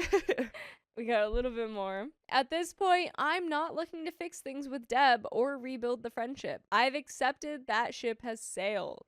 What I am trying to figure out is how to handle things moving forward in a calm and civil way, especially at family events. I don't want tension to spill over into the wider family or make things awkward for my husband. I guess I'm just feeling sad and disappointed that it ended like this after many years of effort, and I'm trying to find the balance between keeping my dignity and not holding on to bitterness. That's the end of that story. My best friend kept ignoring my boundaries, and I'm finally losing patience. I can't take it anymore. I, female 21, have a best friend of many years whom I am actually also roommates with right now. We usually rather stayed in our separate social circles and didn't have any overlapping friends. By the way, this comes from Kedge Cutie, and if you want to submit your own stories, go to the r/OKStorytime subreddit. And I'm Angie. I'm Sophia. And we're here to give good advice goofily, but we don't have all the answers. We just know what we would do in the situation. So let us know what you would do in the comments. So, OP says, she was actually rather apprehensive about introducing me to her friends for whatever reason. They were mostly people from uni. She was always saying we just wouldn't get along pretty well, which I respected and didn't really mind. I actually got to meet one of her friends at a local festival. She was pretty nice. I got her Instagram, but that's pretty much it. I never hung out with her again, nor did I ever try to message her or anything like that after that. I should mention, though, I feel like my friend maybe didn't really want me going there with them in the first place. As she proposed, I actually should go with someone else, and we can maybe meet up for some time when we were already there. That's weird. As I really wanted to experience this event with her, I got to go anyway. I don't know, it was weird, but I tried not to think much about it at the time. When we hung out in any group setting, it was always me inviting her to go out with my other friends. Then I had a really bad depressive episode for like 2 months where I limited contact with a lot of people and stopped going out as much. So the hangouts stopped. Recently, I've been trying to get back on my feet, started uni, and started looking for a new job, and also, of course, rebuilding my social circle. One day, she came to me complaining about her current social situation and how she felt like her friends didn't really get her and how they were kind of just on a whole different vibe than her. She She was also saying how she's a bit jealous of me for being approachable and that people just take interest in me in general. She was applying this to my dating life too, as I did have some flings here and there recently. I honestly don't see it that way. I do feel like I may have a problem maintaining friendships as a neurodivergent person, and I work hard to get what I have. Anyways, I tried giving her some advice, and a few days later I got invited to an outing to a bar with a couple of my old elementary school friends I haven't seen in a while. After giving it some thought, I decided to invite her too. This outing started a chain of hangouts with these same people, during some of which I also mixed in some of my other friends here and there. Everything was honestly fine until one dude, who she's seen literally once in her life, confronted me about how after he gave her his Instagram, she just started spamming him with DMs and talking about things she never even mentioned to me. Ooh. Oh man. It's okay. Think we're getting to the bottom of it. Yeah, maybe we just, I don't know, take the phone away. Just chill out, dude. All right. Chill We'll get out. him next time. Yeah. She usually shares minor updates about her interactions with other people, even stupid things like someone texting her. Yet she's never told me she's been privately texting my friends after all these hangouts.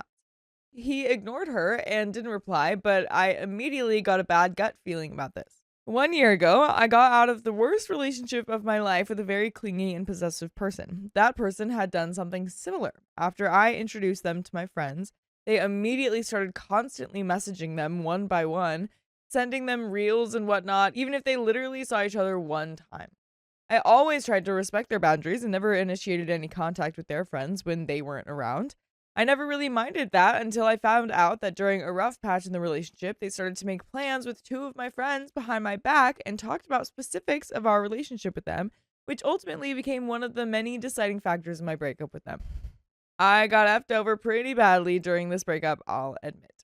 This led me to having to cut off not only my ex, but also two of my friends who, while not explicitly saying it, decided to side with my ex while simultaneously maintaining a facade of neutrality. It was traumatizing. One of those nights, we both got introduced to a mutual friend of our friends, whom I immediately clicked with. He invited me to his Halloween party, and I accepted, as my other plans kind of fell apart. I actually thought I'd spend Halloween with my best friend, but she already made other plans without even considering me. I still didn't care, though. We don't have to spend every waking hour together. I was really happy I got invited elsewhere, and it was honestly super fun. This guy also immediately invited me to his birthday party, which I even helped to plan a little bit. Another situation that had taken place was she met a guy, not from the friend group, but someone I met briefly in the same bar a couple of weeks ago when he decided to hook up with one of my other friends. Oh boy. So anyway, my bestie and him, they have a thing going on now, I guess. He didn't really strike me as a great person, but when I tried to voice my concerns about him, she got very defensive about it and basically stopped sharing any details about her dates with him. Interesting. Uh-oh. I don't care. She has the right to keep things private, of course. I was just worried about her, especially because that guy kept updating my other friend that he hooked up with all about his new relationship. Yesterday, she brought the guy over for the night to our apartment without telling me a word. It was also the day of the birthday party I had planned, and I was actually really looking forward to it as I saw it as an opportunity to get away from the weirdness and relax. As I was getting ready, she asked me where I was going, and I replied honestly. She immediately told me, oh my god, right, it's that guy's birthday, I totally forgot, but I was planning to send him wishes, thanks for reminding me. She then proceeded to send him the most love-bomby text ever. What? While she literally has a guy at the apartment? Yikes. What's going girl? on? Just say happy birthday. That's all. Hope you have a good day. Yeah. If you forgot it was his birthday, Yeah, like you clearly bought- it doesn't mean that much to you. Weird. He, being a nice person and knowing that we live together, asked her if she wanted to go to the party with me. And that's what she did. She even wanted my help picking out a last-minute gift. Wait, I thought you had a guy over. Yeah, where's he? He's in the Is he closet. he's just sitting there like... Yeah, he's like, oh, Oh, all right. okay. And she's like, what do you think about this outfit? He's like, oh, it's nice. Yeah. Like, okay, gotta Exactly. go. I got pretty upset and emotional that I couldn't even have this one thing for myself. I didn't ruin the party for anyone, obviously. I tried to be nice, but towards the end of the party, I started feeling crappy and a little ignored, so I got mean and snappy to her before she left. None of that affected my relationship with the other people in the friend group. We talked normally after that, but she hasn't talked to me since yesterday. honestly don't really want to talk to her either right now. On the other hand, I don't really care for petty beef and want to resolve this stupid conflict as fast as possible, as I don't want any drama. I just don't honestly really know what to say except apologize for my reaction. I feel really strange and conflicted. She is constantly excluding me from her private life, yet expects me to always be available for her and doesn't mind including herself in anything I do. And by the way, I hope you don't mind including yourself in listening to full episodes of stories just like this one. Go to Spotify, iHeartRadio, Apple Podcasts, or whatever favorite podcast app you prefer. Search OK Storytime. We'll be there. Include yourself in our worlds and our stories. And there is a little bit more to the story. Please. Yeah. But yeah, what do we think about this situation? I think you have to have an honest conversation with her because technically, although overall she's in the wrong, Yeah. you are in the wrong in this specific scenario because you were rude. Mm. And she doesn't necessarily know why. Yeah, I feel like that's a hard thing to bring up because like if the problem is that she's including herself but excluding you, then it's like it could come off in a very like kind of whiny way if you bring that up of like, hey, like you are always part of my life and I can't be a part of your life. Like I don't want to be a part of your life, but I want you to not be a part of my life as much. You know what I mean? Well, I think it's just saying like, hey, I don't see a reciprocation. Yeah. In terms of like, it feels like I'm always being very inclusive, and I'm not getting that same energy back. Yeah. And I don't know if we could necessarily be at like, I don't know if our friendship is gonna, survive if we're not on the same page. That's a good way to put it. Yeah. Yeah. Yeah. Like this is just kind of how it like, I think it's just saying unfair. like, I don't want to put in what you're not putting in. Yeah. I guess. Yeah. Yeah. Oh, that's a good way to put it. There's a little bit more to the story. I also realize I might be triggered due to my previous trauma, but I can't help feeling uneasy in certain situations. I am really happy for her that she's coming out of her shell and even started dating again, even if I don't like the guy. But I'm starting to feel like I'm losing my autonomy and personal space a little bit here. I don't want to be one of those bitter people who introduces their friends to each other and then gets mad, but at the same time, she's not being honest and upfront with me. One thing the situation has told me is that I really need to step up my boundary game, but aside from that, is there anything else I can do? I'm honestly thinking about emotionally detaching from her completely for the moment. I feel really drained by this situation. Am I the a-hole for seeing this situation this way? And that's the end of that story. I think you got a couple options. One, conversation, set boundaries. Sure. 2, distance and move out. Sure. Actually, I guess there's only 2. Yeah. Yeah, I wouldn't call you like an a-hole for looking at it this way, but I think, maybe this is, especially if we have past trauma relating to this, I think maybe this is a great chance to practice our communication skills. Yeah. And just work on moral. Yeah. Talking about it, and like I feel like avoiding the situation isn't gonna help anyone. Yeah. So like especially not yourself. So yeah, I would say at least try to talk about it. Just give it a try. Yeah. My friend became codependent on me, and I'm tired of it. I'm tired of this, Grandpa. That's too dang bad. I, 19 male, became friends with Alyssa, 18, non-binary, a year ago. For context, before becoming friends, I followed them on Twitter because they're a popular artist of a niche ship, so they're known in the fandom they post in. We're getting Tumblr out here. I thought that meant like a ship on the water, and I was like, a niche fandom of a ship. Like, is it the Queen Mary or something? For all of our listeners, a ship in a fandom is like, like a you're picturing 2 people in a relationship. Yeah. We became friends through another friend of mine who has long stopped talking to them for reasons that will be clear soon.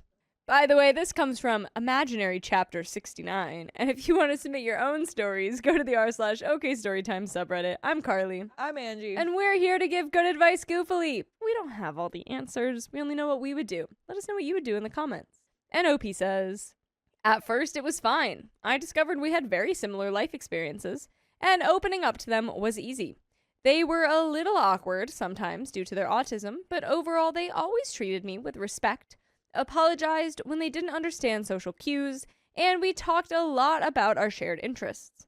They drew my original characters more than once and listened to the story I created. Something I always appreciated because I can't draw and nobody has the time to listen to that. The problem is, it became apparent to me very soon that they are an emotionally immature person. I do not fully blame them because, honestly, their home life is awful.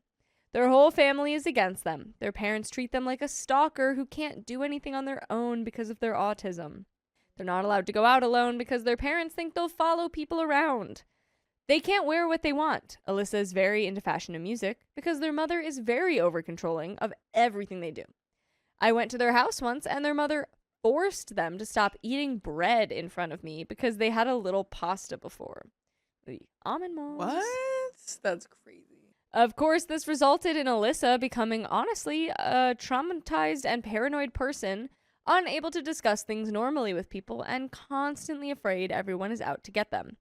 This results in them agreeing with everyone and trying to keep everything calm by not saying anything and not trying to speak up. More than once, I had to calm them down and tell them they didn't have to constantly check what they said in front of me and that I wasn't their mother. So I was not going to judge them. Many times, I deeply empathized with their situation and tried to give them advice and a listening ear in the hope that they could learn how to cope and move on. Considering Alyssa is leaving home for university this year, and I don't want them to continue living like this even in their 20s. Something that deeply bothered me is that Alyssa will do nothing to change. They vented and shared the same things over and over.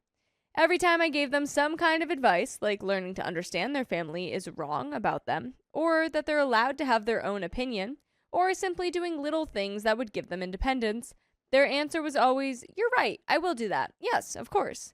And they never did. It's the reason our mutual friend got fed up at one point and stopped talking to them. She kind of made fun of me more than once about the fact that Alyssa and I are codependent and that I'm dumb, but that's another thing. Now, I don't live Alyssa's life, but after your friend vents to you again about how awful their life is, after you gave them attention and advice, and they do nothing but tell you you're right, you start being fed up and feel taken advantage of. As I did for a year of friendship. I have to address the elephant in the room. Alyssa had a year-long relationship with a girl. They broke up in the spring of the year we became friends, so about 3 months before me and Alyssa met. It was their first relationship, and they never truly told me why they broke up. They had an on-off relationship for some time, but ultimately, Alyssa's ex dumped them. Alyssa went insane over this. Actual obsession and depression that was felt everywhere. To put it into consideration, during the first month of our friendship, Alyssa went on and on about their crush and their ex, both in the Discord server we were in and in private, and asked me to review a letter they wrote to her. Mind you, I barely knew them, and I didn't know anything about the relationship. At every opportunity, they mentioned her, how they couldn't listen to a certain album or song anymore because it reminded them of her. They visited me once in my hometown, and they just had to go on a ramble for 30 minutes about their ex and her friends. At every opportunity, updating us on all of her friends' actions and still insisting that they were over her. It turns out they broke up that same spring, and Alyssa was so sure that it was just a break. They told me obsessively about the friends of their ex being mad at them because Alyssa was so obsessed over their ex that they completely ignored what she said, constantly tried to get in touch with her with any measure, and harassed her, writing on and on about her in every conversation. Alyssa had to vent to me during their stay with their ex's friends because they were being treated badly. When I told Alyssa to confront them, they did nothing, of course. After that, Alyssa was still obsessed over their ex 8 months after the breakup, and no matter how I tried to tell them to please move on, they wouldn't budge. The breaking point was this summer. I had to study for an exam in July, and they vented to me at 2 a.m. while I was studying because they were on vacation and hadn't hooked up with any girl. I took the time to console them, telling them to please sleep. I was incredibly tired and anxious about finishing high school, and they knew it.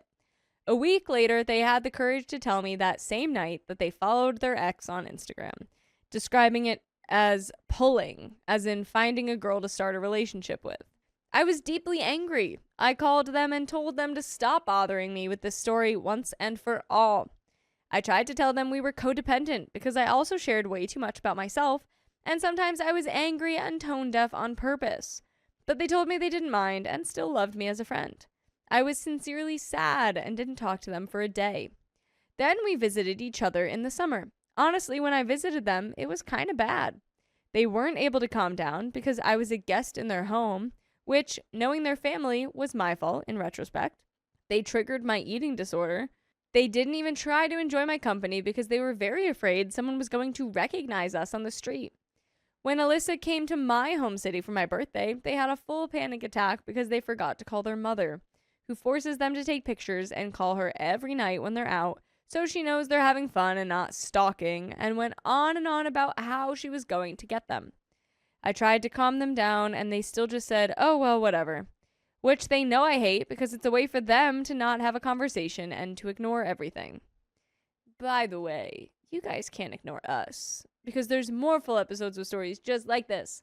Go to Spotify, Apple Podcasts, iHeartRadio, wherever you get your podcasts. Search up OK Storytime. Don't ignore us.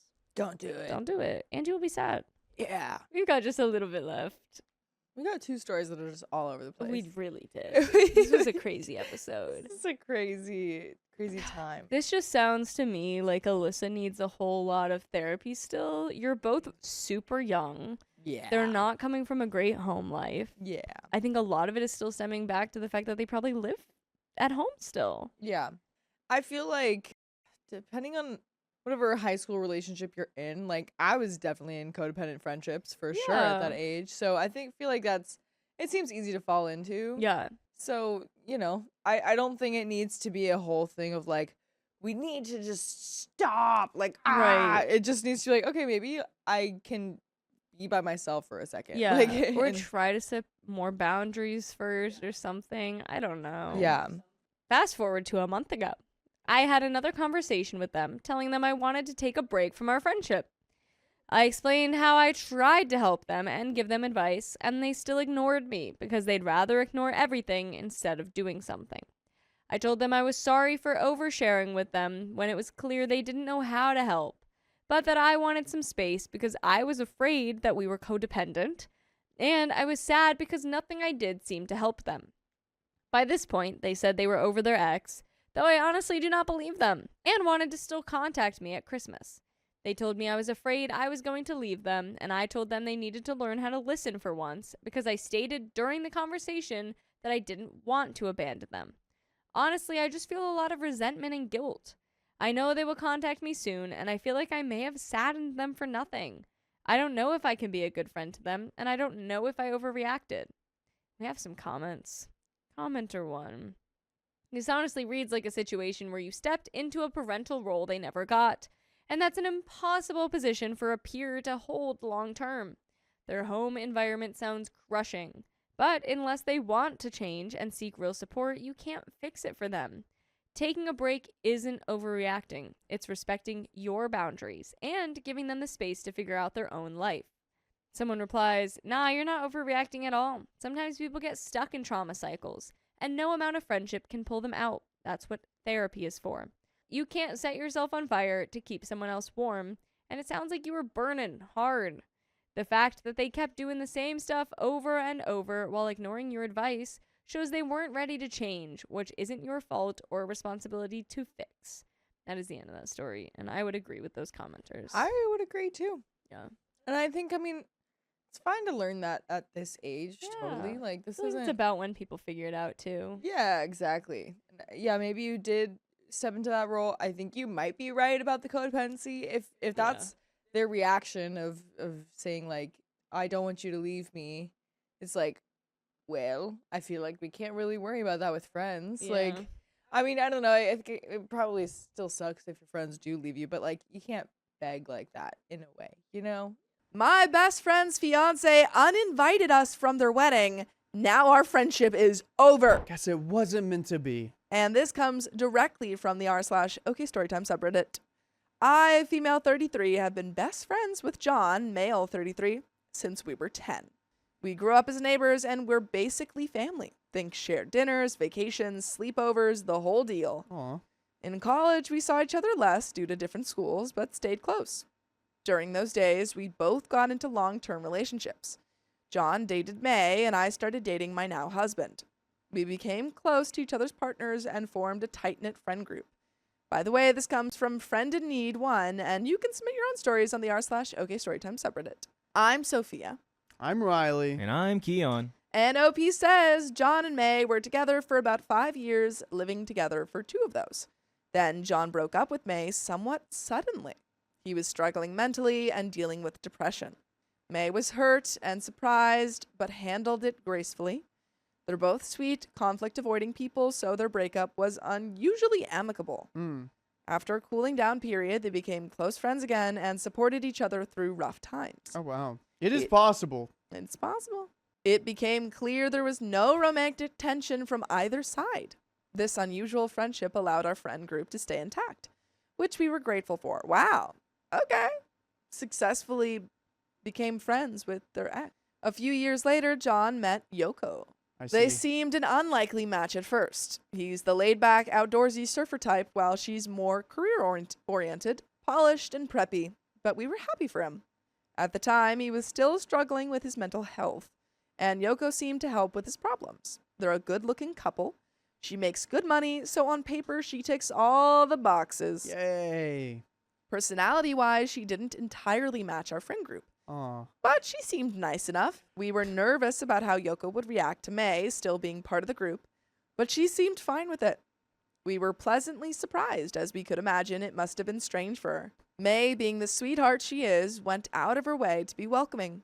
Everything seemed great. John and Yoko moved very fast. They started looking at houses after 3 months, bought one, and moved in together at 6 months, and were engaged by month 12. Wow. It was quick, and we were surprised and a little worried, mostly due to John's recent mental state. But if it worked for them and they were happy, great. After their engagement, they FaceTimed me and my husband while we were on vacation to share the news, and we were genuinely thrilled. I even sent a postcard congratulating them and offering my help if needed. Immediately after they got engaged, things changed. Uh-oh. When meeting up with John a few weeks later, he casually mentioned May wouldn't be invited to the wedding. Reminder, they'd been broken up for 5 years, stayed good friends ever since, and she was integral to our group. This was disappointing. We were all looking forward to attending as a group, already making plans. Unfortunately, there was no discussing it. They were firm in their decision, apparently already discussed and decided just 2 weeks into their engagement. Although disappointing and unexpected, we moved on, figuring it's their wedding, their rules. Here's where the real drama started. Uh-oh. John told the rest of us about May not being invited, but didn't tell May herself. Dude, you gotta go talk to May. Because it's not fun hearing it from someone else. Ay. He kept saying he'd talk to her, but didn't. This put us in an awkward position. How could we be openly excited or discuss wedding plans when May was still in the dark? We might have been a little more reserved with the whole group. At a mutual friend's birthday dinner, our first time all together post-engagement, we congratulated them and briefly mentioned the wedding, but didn't go overboard. It was someone else's birthday after all. It was a fun night with no weird vibes, or so we thought. A few days later, John called us. He said he and Yoko were apparently hurt and disappointed and said we didn't seem happy for them, weren't supportive, and the vibe was off. Well, maybe you should talk to May. They felt we weren't truly excited about their engagement. We were shocked. Everyone had already congratulated them multiple times, including when they announced it in the group chat with lots of nice messages, and in person before that dinner. At the dinner, we congratulated them again and chatted about wedding stuff. Honestly, what more did they want? Yeah. I told John we were happy for them and never intended to seem otherwise. I explained that if we came across as reserved, it was probably due to the awkwardness over May not being invited while she still didn't know. I apologized if we made them feel unsupported. John said he understood and promised he'd tell May. In a song, right? Yeah. He did tell her, and she took it graciously, respecting their decision. Seems like May's always gracious. I love May. Everything happens, like he breaks up with her out of the blue, and she's gracious. Tells her she's not invited to his wedding. She's gracious. Yeah. May can't catch a break. We thought this was the end of it. It wasn't. For From that point on, John kept bringing up nitpicky complaints, even though we went out of our way to be overly nice, ask about the wedding, and show interest in planning. After every hangout, he seemed fine in person, but later we'd hear he was upset again. They started acting distant. If John came to something, Yoko wasn't with him. He bailed on May's birthday last minute, later saying he wasn't allowed to go. Then John called me for advice after a big fight with Yoko about May.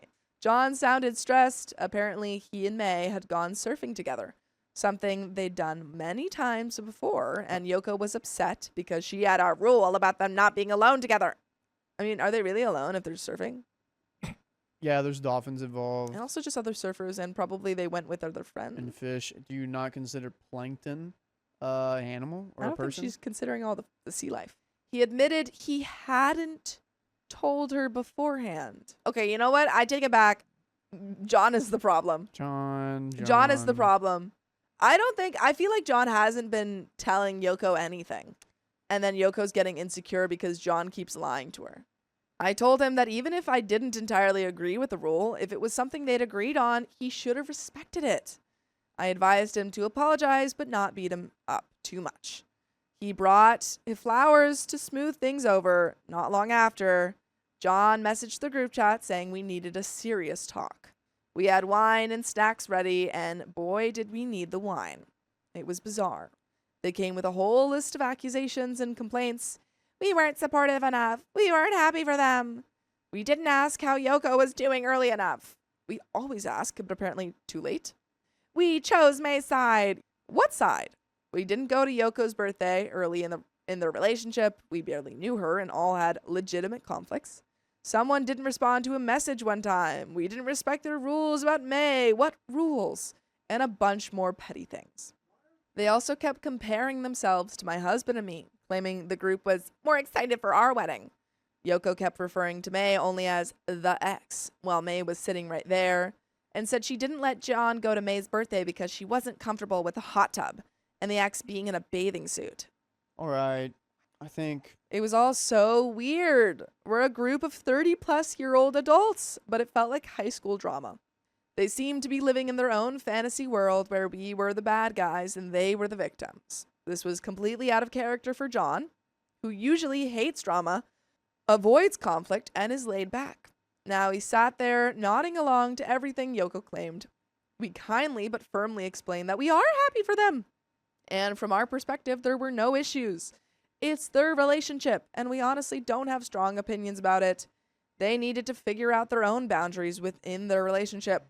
We told them we didn't really know what they expected from us, but hoped they would try to see things more positively. We ended the conversation on quote-unquote good terms, and John even seemed genuinely relieved and cheerful the rest of the evening. Yoko acted normal. Unsurprisingly, we later found out Yoko wasn't happy. And guess who didn't communicate that? Soon after the conversation, John said Yoko wouldn't be coming around anymore. Then we discovered through mutual friends that they had received wedding invitations and we hadn't. I feel like you didn't get anything because they're friends with May. Yeah. I feel like Yoko sees anyone who's friends with May as an op. Yeah. And John isn't like willing to put his foot down or like actually have a conversation as an adult with Yoko. Yeah, they're both kind of bad for each other. Oh, I agree. John had been talking about invites for weeks, asking for our addresses, even teasing that ours were on the way. Nothing came. Not even for me, his best friend of 23 years. Wow. No heads up, nothing. When I finally asked, he said our invites were on hold. We both have to want you there. I do, but Yoko, as of this moment, doesn't. He also said he wanted to work on the friendship first. You're the one messing it up. Yeah, you gotta work on it, man. Weeks went by with no definitive answer. John occasionally joined group gatherings and acted friendly, but didn't mention the wedding. Yoko was still absent. We tried acting normal around John, but it felt forced and awkward because we felt like we were auditioning for their wedding, having to prove ourselves as friends with John reporting back to Yoko for judgment. Last Easter brunch, we asked directly. The wedding was only months away and we needed answers. The answer, no. We're not invited. Mm. He claims it keeps him up at night. No, it doesn't. But he's standing by his fiancée. So that's it. My best friend's wedding is at the end of the month, and I'm not invited. Dang. I've cried about this. I can't believe I'm not going to my best friend's wedding. I was at his side through everything, and he was a huge part of my own wedding. I was ready to return the favor. All this drama because his fiancée has grievances against me, us, and his ex. She made him uninvite his closest friends to his own wedding against his wishes. Now, I'm not even sure how many of his friends will be there. I know he has a few other work friends, but not many. It's not a small wedding. Even all work colleagues from both sides are invited, so that's already 30 people. So I'm guessing most guests are probably from her side. John doesn't want to end the friendship over this, but I don't think I can be friends with him anymore. I'm really hurt, and I honestly don't like this version of him. He knows me so well, yet he can make all these accusations to justify me not being there on one of the most important days of his life. At one point, he even accused me of caring more about the wedding than our friendship. You invite your best friends to your wedding, and if we're not important enough to be invited, we're apparently not friends, right? There's also a part of me that feels worried. This behavior is totally unlike John. He was in such a bad mental state when he met her, and everything moved so fast that I don't think he really got the chance to work on himself. It almost feels like he believes he needs her to get that picture-perfect life he wants, and now he's in too deep to back out. There's also likely a financial component to this since she has a high-paying job. Looking at it from that angle, he might need us someday. By the way, we need you to listen to full episodes with stories just like this. Just go to Spotify, Apple Podcasts, or iHeartRadio and search up OK Storytime. But there is a little bit left to this story. What do you think's going on? Or do you have any advice? John chose his fiancée over his friends, which sometimes you have to, but in this sense, I don't think that was the right thing to do. I do sense maybe a breakup later down the road between John and Yoko, Hopefully. like 7-8 years down the road. And I he's sure going to hope come so. back and be like, I'm sorry. And at that point, you have to decide, are you going to decide right now? You're cutting him off right now. Decide. If he comes back to you, are you going to accept him in? Or are you going to be like, no, I'm sorry, I can't do this. You betrayed me. Mm-hmm. And Yeah. John's going to have to really come back and work on this. But right now, John, it's just not going to be a part of your life for a little bit. Yeah. But there is a little bit left to the story. The friend group is divided. Some still talk to him, others are done. As his best friend, they leave it up to me to decide about group gatherings, though everyone can decide individually if they want to stay friends separately. I haven't spoken to John since Easter, and he hasn't reached out either. There were some messages in the group chat, but nothing more. Maybe that says enough. Maybe there's just no saving this friendship. Or am I wrong? Any advice or outside perspectives are welcome. Is there anything I can still do to salvage this friendship? Or should I just be done with it? Part of me wonders if I should reach out one more time, but another part thinks his silence since Easter speaks volumes. After 23 years of friendship, it's devastating to think it might end over something like this, but I'm also not sure I can accept being treated this way by someone who was supposed to be my closest friend. And that is the end of that story, folks. Low key, I think you should invite him to a fundraiser where people are raising money for this disease going around. Yeah. And you all get together and you band up one more time and combat Get the against gang this. back together. I ended a 10-year friendship because she couldn't even text me happy birthday. And now I had a sad birthday thanks to you. I, 26 male, have been friends with a girl, 26 female, since freshman year of high school. She's always been very introverted, I'm not really a people pleaser type. I was introverted too, and we liked a lot of the same things, so we hit it off pretty quickly. She would go quiet sometimes, but I had other friends and didn't mind too much that she would ghost and disappear, although it was annoying. By the way, this comes from RoundLoss880, and you can submit your own stories on the r/OK Storytime subreddit. I'm Sophia. I'm Angie. And OP says, fast forward 10 years, and most of our friend group fizzled out or moved away, but we stayed close. I moved to another state after graduating while she stayed in our hometown. Even from a distance, I made a big effort to keep our friendship going.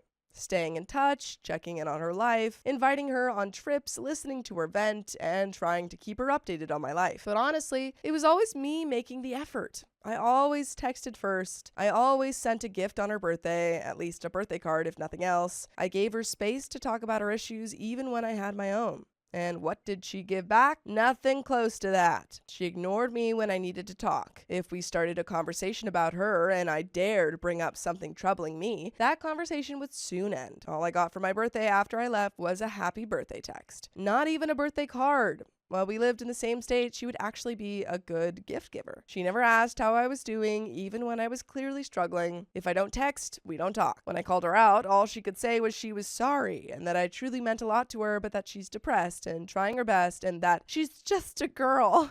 Yeah, valid excuse. She's just a girl.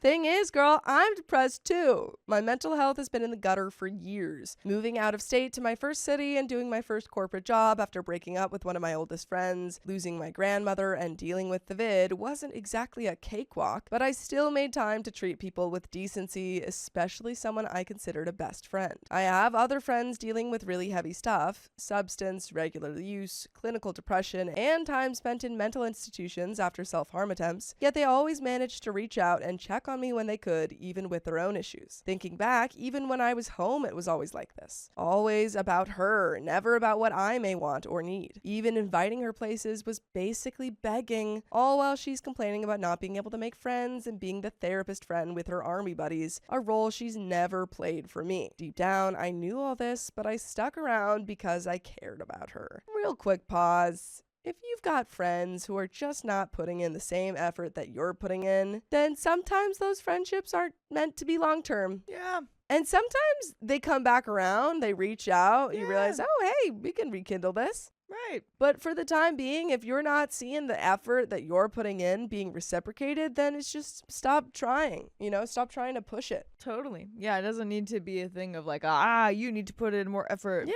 But it could just be like, okay, I guess it's just not the time right now. And it doesn't have to be like, oh, well, I'm depressed too. I'm able to do this. It's like, you know what? You might be able to. She's not, for whatever reasons. Right. So, don't put in that effort that you're not seeing. In December, I went back home for the holidays and brought her a gift. She said we should hang out, and I agreed. I texted her the day after Christmas to see if she wanted to make plans. I didn't mention anything specific. I was down for anything, even just sitting in the car talking. She didn't respond. She's probably busy with the holidays, I told myself, so I waited 2 days and messaged her again. She brought me this excuse of not being on her phone for the last 2 days. Sure. And that her family was coming home that day and she was on a tight budget. No problem, I called it a rain check. After a day, I'm thinking, well, I'm gonna leave soon and I haven't seen her in 2 years. So I let her know I'd be leaving soon and if she had any time, I'd make it work. Around the same time, I saw she posted a note on Instagram making fun of women who are okay with open relationships. This isn't the first time I've seen her make a post like this. We haven't talked in a while, so in an attempt to start a conversation with one of my oldest friends, I asked her what's wrong, using her note as an icebreaker. I remembered her once mentioning she'd be into having a 2 guys, so I jokingly messaged her, you wouldn't be this against it if the roles were reversed. I don't know if that was the best move. Yeah. To be honest, feels like you guys haven't been friends in a minute. feels a little too familiar. Yeah, makes sense. And she responded saying that women are the real prize. Go to any dating app, blah, blah, blah. I don't really care about this. In my opinion, people do what they want. But I wanted to talk to her, so I teased her about having double standards and that we men have it harder in dating and she shouldn't be so pressed about. Now, please keep in mind, I have no idea what prompted her original note. She hadn't provided me with any context, and I'm just trying to have a conversation. Well, this girl blows up, saying that she hasn't posted about this before. She definitely has. And then I'm projecting because I made this about myself. I clearly hit a nerve, so I backed off to stop the argument. I explained that I wasn't projecting and that I was just trying to make a conversation. I apologized and said I was probably confusing her posting with something someone else posted, but I definitely wasn't. She mentioned the woman cuckold thing a few times. Nevertheless, this is a stupid thing to argue about, so I took the L. She didn't respond to this. To my text about making plans, she then responded saying that she doesn't feel like doing anything crazy and that she's on a tight budget, so she doesn't know what I want to do with her. This honestly rubbed me the wrong way because it's such a dry, low-effort response. She knows full well I'm the one with the car and that I'll pick her up. She knows I would treat if I had to, plus I left it open so money wouldn't necessarily need to be involved. We could have just hung out in the car or the park near her house. She clearly can't be bothered bother to spend time with a friend who she cares a lot about but hasn't seen in 2 years. I blew up and told her all of that. She didn't even respond. Again, like, this is just not a person who, you know, wants to be friends, at least close friends with you anymore. Yeah, it's and you pretty just obvious. you just can't keep pushing that. Right, because yeah, it's like, you know, you can try to look at these things and, you know, make excuses or try to figure out why. It's sometimes like the answer is just like, yeah, they just didn't want to hang out with you, or they just didn't wanna talk Sometimes to you. that's it. Yeah, That's it. No. And that sucks that you don't want to think that. That's why you don't think of that as the first option. But if you were looking at it like objectively, like we are, that's how you would see it. no, because sometimes it's not like, oh, they're going through a really tough time and you need to like keep pushing through to be there for them. Sometimes it's literally just you guys have grown apart. Yeah. And one person, you, is latching on to this friend who's like walking away from you. Sucks, but I'm sorry. I recognize it was the holidays and we both had personal stuff going on, which contributed to the heightened tensions. Maybe I overreacted a bit, but at this point, I was tired. I was tired of always being the one to reach out, of always de-escalating. She's a grown woman and I'm not her father. If she wants to keep being friends, she would reach out. So I didn't say or do anything. If she reached out, I would apologize and forgive her, and we'd keep going as if nothing happened. Spoiler, she didn't. Yeah, dude, you just gotta take that sign for what it is. Yeah, I agree.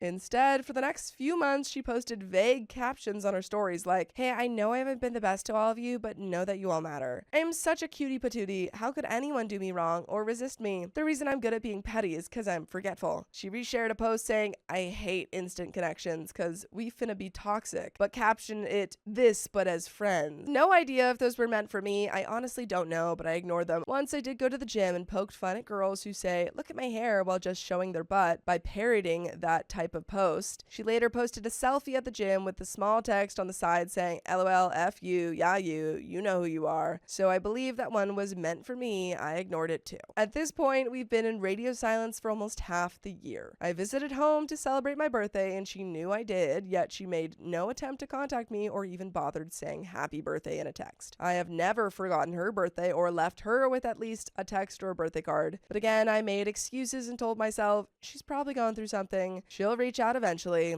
I'm an idiot, I know. A few days passed and I'm attending Comic-Con with another friend. She's there in full costume with a giant mace prop and a group of people. She sees me, I see her, we ignore each other. After a decade of friendship and half a year of radio silence, everything is reduced to acting like strangers. By the way, you should never be strangers with us because you can listen to full episodes of stories just like this. Just go to Spotify, Apple Podcasts, or iHeartRadio and search up OK Storytime. But there is a little bit left to this story. Do you have any final thoughts? That just sucks, dude. Yeah. It sucks. It always sucks, but yeah. I mean, you're saying it's a year and a half, but it's more like, 3 years. Yeah, it's kind of going downhill. Yeah. Yeah, because it's always the kind of thing of like, if friends start to kind of feel the thing of like, oh, like I feel like they're not caring about me, I'm gonna like test them with if they don't respond. I never really liked that. That's not my style. Yeah, like if you want to talk to them, then do it. But it does seem like he didn't do that. Like OP was trying to talk, and then after a while, it was like, okay, now let me see. Yeah, and then you got your answer. I've had really close friends who have just kind of like slowly petered out. Yeah, and I have nothing against them. I'm just like, yeah, I'm less close to you now. We have different things going on. Sometimes that's distance. Sometimes, it's just life. Right. It seems like it's a little bit distance for you too. You just kind of have to move on to the people who, I talked to my friend about this as well. Because they talked to me a lot about like, trying to find people who actually make the effort and stuff, and how a lot of the friends like don't do that. And yeah, it's trial and error. You have to find people that want to be there for you. Right. She had the time to get tickets, to get a group of people together. She doesn't even particularly like, by the way, and to make a full costume with a giant mace prop while depressed and feeling bad because she hasn't been the best, but we all matter. But she couldn't write me a happy birthday text, send me a birthday card in the last 3 years, or even a gift through Amazon. She couldn't even spare 30 minutes of her day to see a friend she hasn't seen in 2 years. Yet with me, she never had the energy to leave the house. So when I arrived home that weekend, I decided to cut my losses and and take her off all my social media and just officially end the friendship on my end. I don't mean to trivialize mental health struggles, but to me, depression is a reason, yes, but not an excuse to treat people like crap. Did I overreact? Did I blow a situation out of proportion? Was I unfair? Too needy? I just need real, honest thoughts. I think you just going through a friend breakup that's been going on for a couple years, and you just have to realize there's not really much you can do. Yeah, I don't think you're overreacting at all. I mean, you're not really doing anything. No. You're really just kind of like noticing the situation now. Mm-hmm. And like, you know that you didn't mean that Instagram story to be a petty thing against her specifically. Yeah. So the fact that she took it that way is annoying. You never want to communicate through posts. Yeah, let's not do that next time. Not someone you really like want to have, or at least it's not like the best connection to stick around. So Agreed. Hopefully she can grow out of that, and then eventually we'll miss you and come back to you. But for now, find the friends that care about you. Exactly. And that is the end of that story. My boyfriend's wasted friends called him and asked for an intimate picture. What? That's weird. So my boyfriend, Nick, male 22, and I, female 20, have been together for 3 years. He's a super nice, caring guy, and I've never had any serious doubts about things until last night. As the title says, last night, while he was with me at my place, he got a FaceTime call from his friend M. By the way, this comes from ThrowRA76767676. And if you want to submit your own stories, go to OK Storytime subreddit. I am your host, Savannah. And I'm Angie. And we're here to give you some advice, but don't take it personally because we're not experts. So we just like to give our own opinion because we're nosy. We only do what we do. So let us know what you would do in the comments. As OP says, M, Michelle, has known him a lot longer than I have since they grew up together, so I have always respected their friendship. I've also met Michelle many times, and she was always super nice to me, super fun, and we follow each other on social media. Good sign. I've never had any reason to dislike her or disapprove of their friendship. So in all honesty, her FaceTiming my boyfriend somewhat late at night didn't raise any immediate alarm bells. However, before he answered, he warned me that Michelle was on a beach trip with a few other girlfriends. There were 3 other girls, 4 total, including Michelle. Without trying to get too carried away, I'd like to add some context. Obviously, my boyfriend Nick is 2 years older than me. Michelle and her 3 friends are all closer to Nick's age, 22, 23, where I am yet to be 21. Including that info is to also express the fact that Michelle, these 3 other girls, and my boyfriend all went to school together. All in the same grade through high school and maybe middle school as well. Point being, they've known my boyfriend for quite some time. They've also known he has been dating me for 3 years, as these 3 girls also follow me on social media, like Michelle. I've met these other girls a handful of times, but he's not as close to them as he is with Michelle. I guess the best way to summarize is that they're Michelle's friends, but because they all went to school together and are the same age, they're all fairly good friends. Anyways, he tells me Michelle is FaceTiming him. He tells me she's with 3 other friends and they're at the beach. I told him he should answer them. They're probably having a good time and just want to tell him about it. He answers. Michelle and her 3 friends all immediately start screaming my boyfriend's name. They then begin to scream his name, followed by, "Show us your big pee-pee!" They were clearly hammered, but I was mortified. What the beep? My boyfriend seemed pretty shocked too. Told them he was with me and asked, "What the frick was that about?" The girls all had a mix of explanations. They were wasted. They meant to call someone else. It was an accident. I think I'm really struggling with this because I'm just so shocked and confused.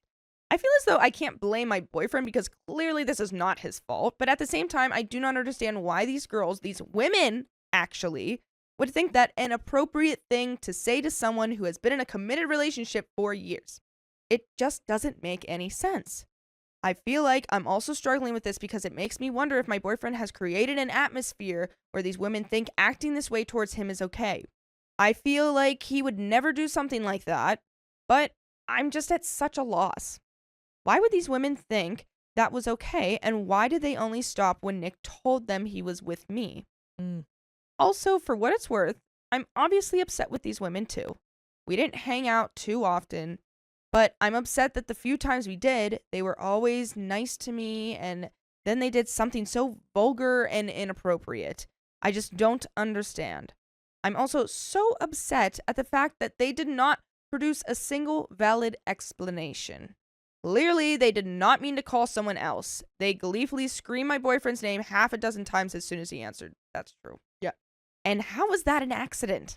This whole incident happened around 11 last night, and I fell asleep fairly shortly after. When me and Nick woke up this morning, we talked about it briefly, and then he left for work. Michelle texted him and said something along the lines of, Nick, you're being weird. We were just really wasted.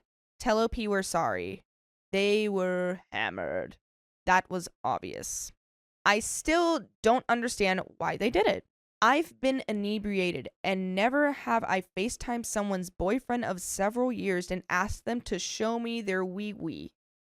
It just doesn't add up. Nor does it really add up that Michelle said Nick was being weird. How was he acting odd? I think, what a freak, was a pretty standard response to that sort of thing, unless they're used to him acting a different way. I just do not understand. The only person I talked to this about was my best friend.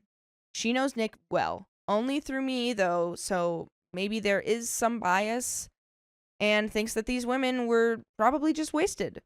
She said she agrees that while she and I would never do something like that under the influence, some women will. That's true. I suppose she could be right, but again, I have a hard time making peace with that simply because I would never do that. And these women are all 2 to 3 years older than me. I suppose I just can't understand why older women would have such a lower level of maturity. I'm sorry for the long post or rant, but I'm pretty upset and confused. I would love to just be able to shake this off, but it really shocked me to my core. I just keep hearing all 4 of their voices and the chorus of us, show us your fat wee-wee. And I can't get over it. What the French toast was that? So, yeah, any advice or other perspective is appreciated. I'm just at a total loss of explanation right now. Yeah. I mean, obviously, I don't think that it's his fault. I think the girls, were just, like, really intoxicated, and then they just do that. But it's also, like, rude to think that, like, this guy would just do that. Right. I think. Like it's kind of like he would actually show them that. Yeah. Right? Like, yeah, I think sure. It's not his fault, but I think your concerns of like, well, and like questions about their relationships is super valid. Yeah. And I think that it at least like be worth a conversation. Like I think you should just tell him like, yeah, I feel like I know that wasn't your fault and you obviously reacted crazily, but like have they ever done that before? Yeah. Like I don't want to blame you for anything, but I do just want to make sure that like that's not how things are. Like it seems like it's possible, and I might be wrong, but it seems possible that that's kind of just how your relationship is, and I just want to make things clear about that, Yeah. So yeah, I just that is very weird. I don't think you should ever like I think you should still be mad at them. Also too, they are telling Nick to apologize to you, but they have your social media. They can DM you. That's true. And they can apologize themselves. But and yeah. I also would like to know when they texted him like saying like you're acting weird, blah blah blah. Yeah. Well, obviously, like, did you not think that what you did last night was weird? Right. Like, right. So I think that's a great question to ask. Like, is this something that they normally do? Yeah. Do you respond differently every other time? Like, have you ever done it? Like, yeah. I don't want to jump to that he's like cheating on her or something like that. Yeah. But I do think that these questions need to be asked. Yeah. But we got some comments. I think you're just feeling a little insecure and are reading too much into this. Sometimes the demon rum makes people do really stupid things. I mean, I don't know. I don't like that comment. Yeah. Oh, another comment. Reading too much into this, the other women have zero boundaries and respect for neither OP nor her boyfriend. If they turn into Jezebels as soon as they drink, OP and her boyfriend would be better off without them. That's true. Yeah. Even after getting sober, they guilt trip her boyfriend because he was acting weird instead of owning their poo-poo behavior. OP responds, "Thank you for this. Reading all the comments and starting to wonder if I'm overreacting, but this about sums it up. They didn't seem to have any respect for boundaries or our relationship, and only stopped when told I was in the room. It's just a mess, but I'm glad others understand my perspective. I also agree that saying my boyfriend was acting weird the next morning was a bit of a slap in the face. What was he supposed to do? Whip it out on FaceTime?" Right. Honestly. Like, yeah, sure. Yeah, like, I gotta give the people what they want. Say hi. Like, well, they're getting drunk again, so here he comes. yeah. Ooh, update. Oh, let's see it. I honestly don't have a crazy update. Boo. That a lot of you seem to be expecting. I talked to Nick. I explained to him exactly why this whole situation made me feel so uncomfortable. Thank you to all the kind Redditors who simply suggested doing that. I also expressed to him that their lack of an explanation made me all the more uncomfortable. He said he understood exactly where I was coming from, and we seemed to get a better understanding of each other after the talk. Well, that's good. I'm glad. He told me that Michelle had apologized more throughout the day, for she had said that her and her friends were beyond smashed and they thought it would be a funny thing to do to FaceTime all their guys' friends and ask to see, well, you know. So to those of you in the comments who suggested Nick was not the only one who got this call, you are correct. She also went on to explain that because they were so wasted, they didn't realize how awkward it was until Nick said, "Michelle, OP is right here." Additionally, their mix of "it was an accident" and "we meant to call someone else" explanations sort of make sense now when you consider just how wasted they were and the fact that they were in fact calling several other dudes that night. Michelle also offered to call me directly and further apologize, as she should. All the contact her and my boyfriend had throughout this conversation was him texting her, and he showed me afterwards. Good. I didn't really think that was necessary. I did not want to draw the situation out more than it already had gone on. I feel as though she's sorry enough, and she does not have my number anyways, for those who are probably going to say she should have called me anyways. At this point, I kind of just wanted to be over the whole mess. I did, however, ask my boyfriend if he and Michelle or any of her friends had any sort of relations prior to meeting me. I agree with that. Yeah. He said no, and I believe him. Full disclaimer, I never thought I would be posting this on Reddit, but I met my boyfriend when he was 19 and he was not very experienced with women. Way to call him out. Right. Not even in the kissing department. Whoa! Drag him through the mud. So, yeah, I fully believe him. He was even a bit insecure about his inexperience when we first met. The rest of the girls, Michelle's friends, never apologized other than Michelle texting saying something to the effort of, "We're sorry." Because I don't know them that well and because they probably just felt super uncomfortable about all this, I'm not going to ask for an apology. I will, however, think of them slightly different and probably prefer my boyfriend not to go to any parties or social functions they might be at. No hard feelings, it's just the whole incident paired with them not really holding themselves accountable, unlike Michelle, kind of rubs me the wrong way. I will say that because they did not make the call, they probably hold themselves to be less guilty than Michelle, which is fair, but I can't help but feel like if I were in the situation, I would still reach out and apologize for the boundaries crossed. Oh well. For those of you who kindly suggested Nick may be cheating with Michelle, I highly doubt it. I have been cheated on once before. Perhaps I should have included that in the original post, as it might have added more context as to why this made me so upset. Anyways, I've been cheated on before, and I do not see any of these signs in Nick. By the way, we won't cheat on you if you listen to us. You can listen to all of our episodes with stories just like this. Go to Spotify, Apple Podcasts, or your favorite podcast app and search OK Storytime. There is another update. I also think he would have to be pretty skilled if he were doing this, as Michelle has been living in college for the past few years, hours away from us. And Nick and I have been together almost 24/7 for the past few months because the vid is still so bad in our country. And above all else, I trust Nick. I do not think he would do this. And finally, to answer the question everyone has been passing away to know, yes, my boyfriend is particularly well endowed. What? That's crazy. All the comments were just like, yeah, that's a terrible thing for them to do, but like, can you show us though? Like, put it on the subreddit. Right. Oh my god. Anyways, I don't know that I'd call it a soup kill. Oh my god. What? As someone kindly suggested in the comments on my other post, but yeah, it's fat. Why do I have to get a description that I didn't ask for? Oh my god.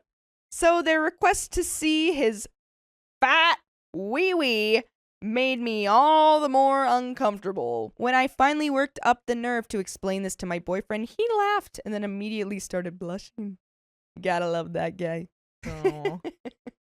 I thought he was going to say they started getting busy. But now there are some comments.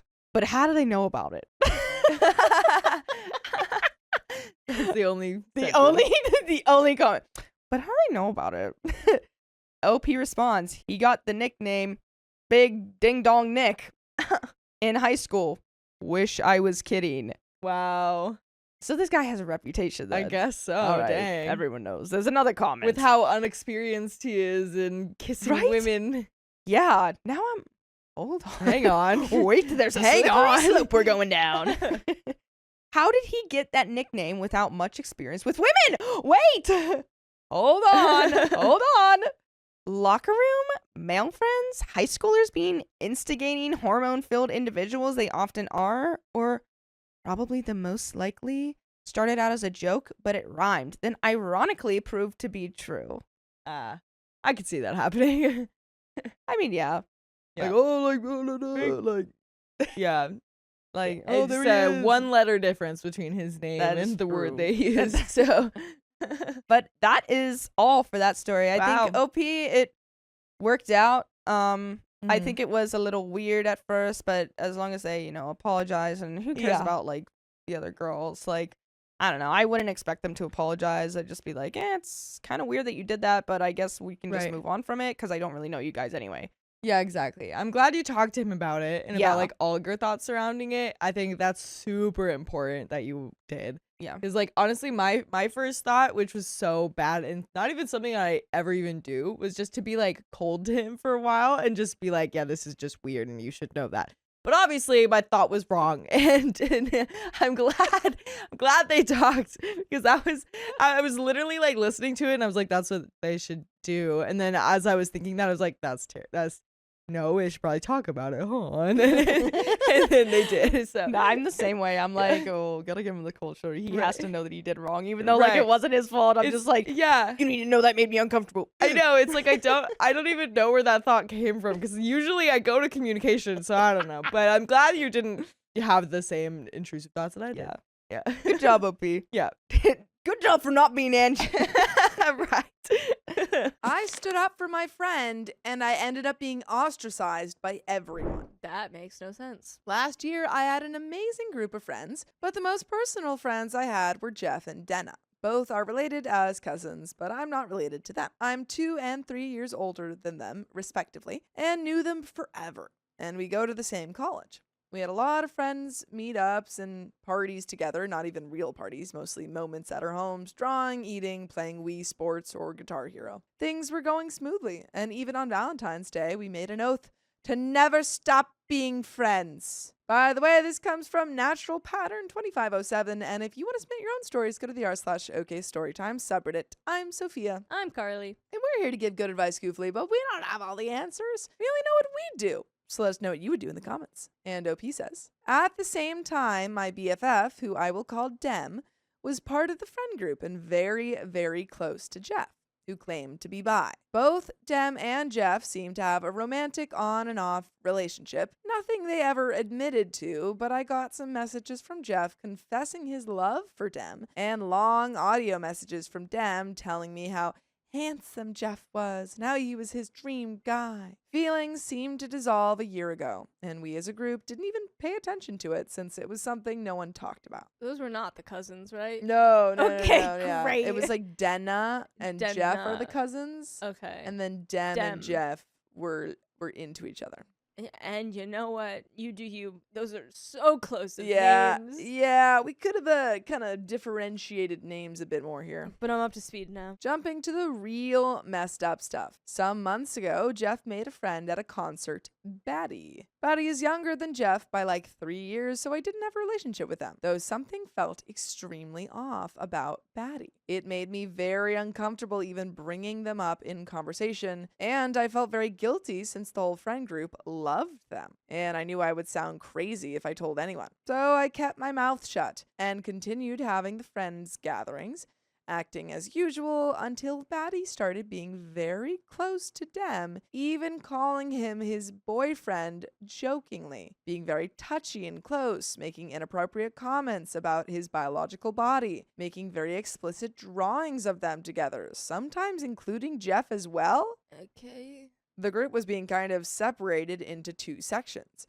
Jeff, Dem, and Batty, and Denna and me, having only a few gatherings but talking almost every day and text messages. To my misfortune, Denna also liked Batty a lot and wouldn't stop talking about how nice and kind they were and how talented too. For some short context, we all loved everything regarding fashion and clothing creation, and Batty was no exception and made some very cool stuff. Back to the story. One day, some months ago, Batty, Dem, and Jeff started a polyamorous relationship, which didn't seem shocking or taboo to me since I'm in one too, with my boyfriends Reed, Bill, and Aiden. We are not in an open relationship. We strictly date each other as a single, closed relationship regarding the 4 of us. So I gave them some relationship advice and tried getting along with Batty since Dem was very, very happy. Only 2 months from the start of the relationship passed before I began to realize some things. Jeff and Batty had the relationship public everywhere with photos, anniversary months, and tags, but Dem was treated like a secret.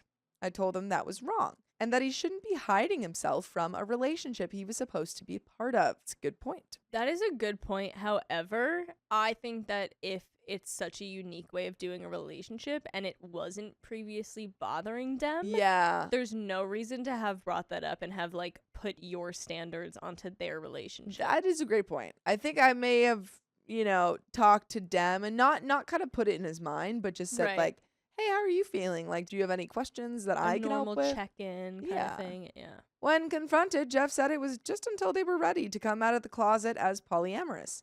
And while I understood that, it still felt very fishy and strange because they both talked a lot about being open and ignoring other people's thoughts on them. But again, I didn't say anything, noticing a pattern now. About 3 months ago, I was at a fashion show when Dem called crying like crazy. He said Batty had broken up with him, saying they didn't like men wannabes.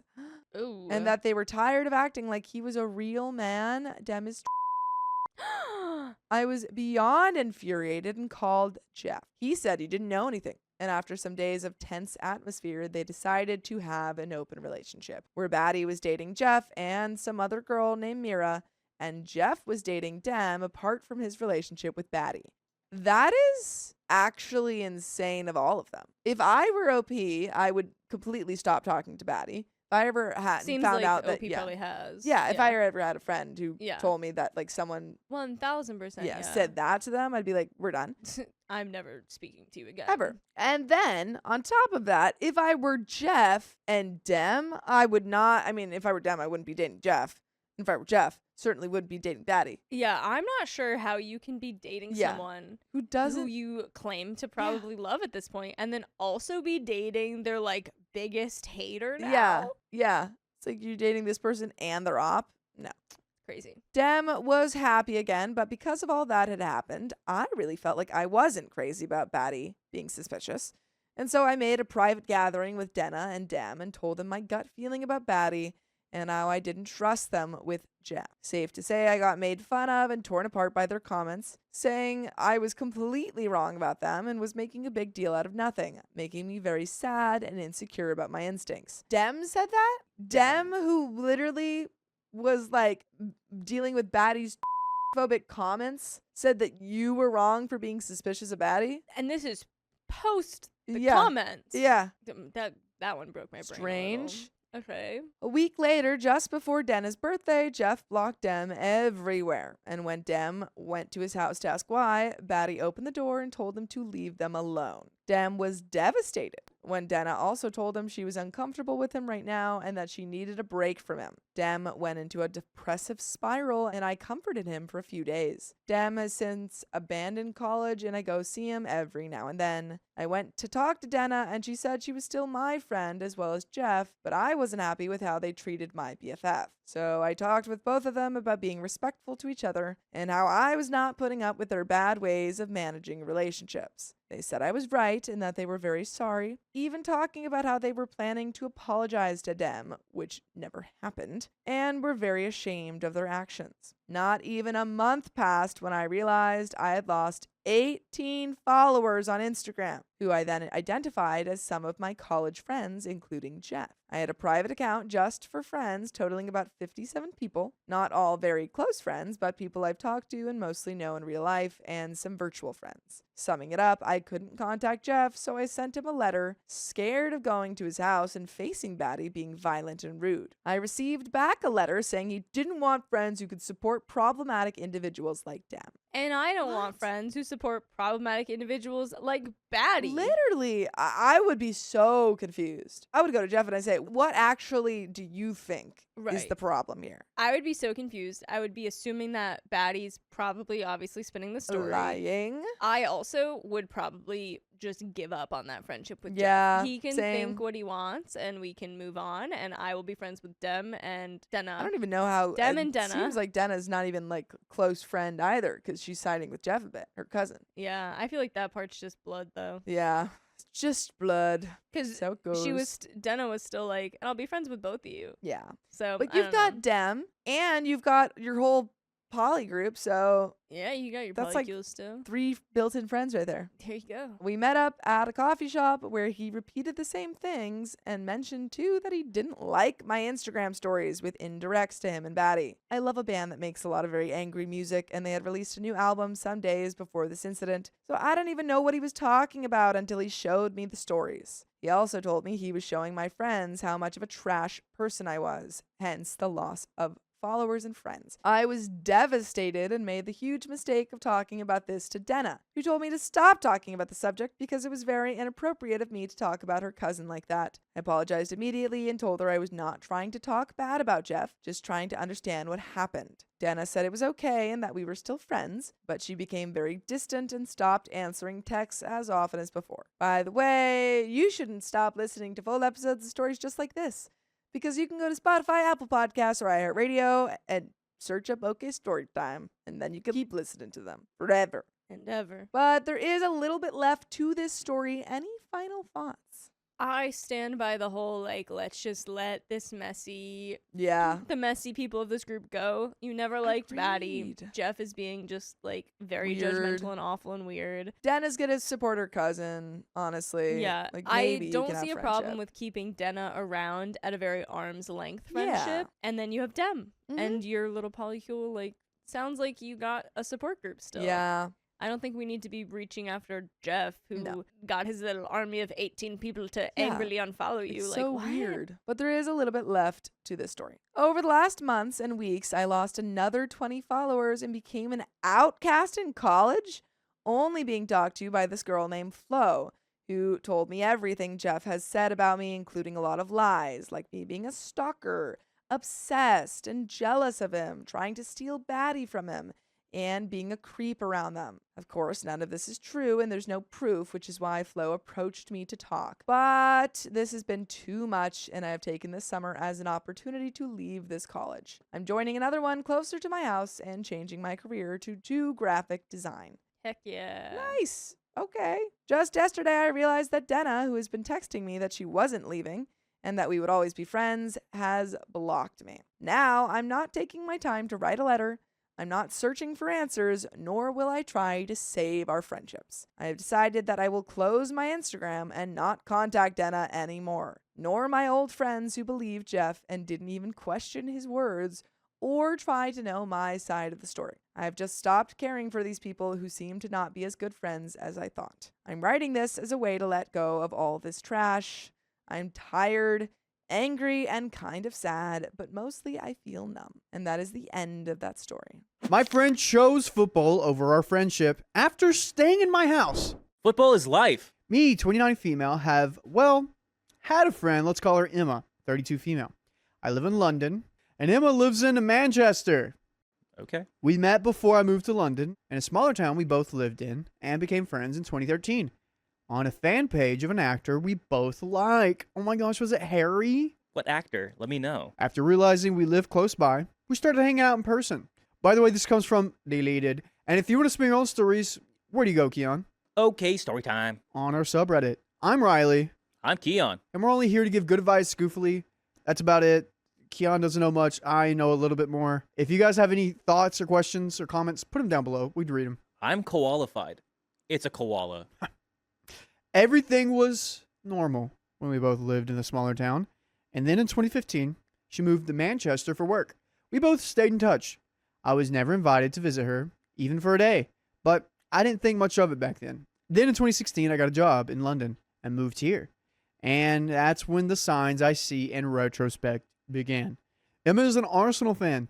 And when I was renting a flat very close to the stadium, suddenly Emma was very eager to meet in person, which I was happy about too, because I was excited about the move and also hadn't seen her in a very long time. Only once she arrived at my flat, she told me she wanted to come this specific weekend because there was an Arsenal game. For the first couple of years, admittedly, it went over my head that every single time she visited, it was coincidentally a game day. I didn't follow football, so I never knew until she told me, which was for the first couple of years upon her arrival. Dude. OP, come on. How do you not notice that? Come on, you don't know that you're being used. With time, I changed jobs, one that was a regular 9 to 5, but because of the industry, I was often more looked like a 9 to 8. She started coming for every other game. I feel like an idiot because the first thing that started making me uncomfortable was that I told her I couldn't take time off work every time she was over. She would say it was absolutely fine. Of course she would. But then as her stay progressed, she'd get more and more upset that I don't spend time with her. I was at work all day, came back home exhausted to her not even have done groceries for whatever dinner she wanted, and she'd ask when I'd be making food. Oh, I guess you work for her now. I guess you're her cook, her cleaner.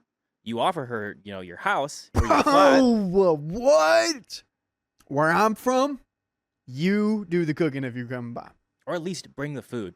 Or something. She was also so unhappy with the food choice I made, never saying what she wanted, but always being unhappy with whatever I came up with. It was the same with whatever pastimes I planned for us in the evenings or over the weekends. She never had any input, but was complaining about every aspect of what I came up with. However, the way she was saying it, framing it like it was my lack of consideration, made me always feel like I was the crappy friend. When the pandemic hit, it was truly done and dusted. She shifted from guilting me into agreeing for her to come to ignoring my responses if I said I couldn't on those dates. Reasons like I would be gone all day because I was going to Comic-Con or my room floor was taken up by my costume and props in progress, or that there was already another friend who flew from abroad staying with me on those dates. She'd say, "Oh, that's okay." And then the day before, I'd get a text from her with her train details asking me to come get her from the station. All this time, she never invited me to visit her in Manchester, even though I asked her when she would have the time for me multiple times. The last straw happened at the end of last year. Why do we have more than one straw? Yeah, dude. What? Are they even that close of friends? I understand, like, giving a good friend a chance like this. But what is No. this? This is not even a friend. She's just using you. First, as per that usual point, she invited herself for Christmas break to watch the game, obviously, even though at this point, we'd known each other for over 10 years, and she knew Christmas is a difficult time for me, and I prefer to be alone. She got us tickets for the New Year's Eve fireworks show by the Thames for both of us, even though I explicitly told her I didn't want to go because 1, I don't do well in crowds this dense, and 2, I had a trapped nerve in my lower back and couldn't stand or walk for long periods of times. If you don't know, you have to show up a couple of hours in advance to get into the viewing area for these fireworks. Not to mention have a good spot and then about a 20-minute walk to the closest open bus or tube stop after the show ends. I told her all these reasons when she initially asked me. Obviously, she was extremely upset with me for not going with her, saying she misunderstood because I wasn't very clear and she had bought a ticket for me and was now out of pocket. This is not a good friend. Good friends listen. She also left way too late, even though I told her she needed to be there early to get in, and naturally wasn't let in and missed the show completely, which again, she was mad at me for. At that point, I was extremely fed up with her, and then she sat and connected her phone to the TV. We were in the middle of a TV show. She started booking her train for the next visit, going through how the exact same game date was not yet seen, but it was going to be between these 3 days. So she was going to come for all 3. Not a single sentence out of her mouth was a question about whether I was free those days or if the train arrival times would work for me. It was just her planning around her shifts and Arsenal games. Well, the chance had it. I already had plans and flights booked to visit my family in Austria. I tried saying that it really didn't work for me, but she dismissed me saying it was okay. As I watched her pay for the trains, I once again said I was not free to host her those days, but she responded that I never have time for her anymore anyways, so it was fine. She was going to come anyway. Come the day before her planned visit in February this year, she sent me a reminder of what time her train comes, and I simply responded that I am not in the UK and focus on spending time with my family. When I looked at my phone again, it was a barrage of missed calls. She never called me before in all the years we had known each other. That's crazy. You've never called each other. That also adds to a level of how, like, disconnected this woman is from you. And messages all asking what she was supposed to do now. Figure it out. To Google. Not one question asking where I was or if I was okay. Reminder that from her perspective, I went abroad suddenly, considering she never have asked or listened to what I said. Those dates didn't work for me.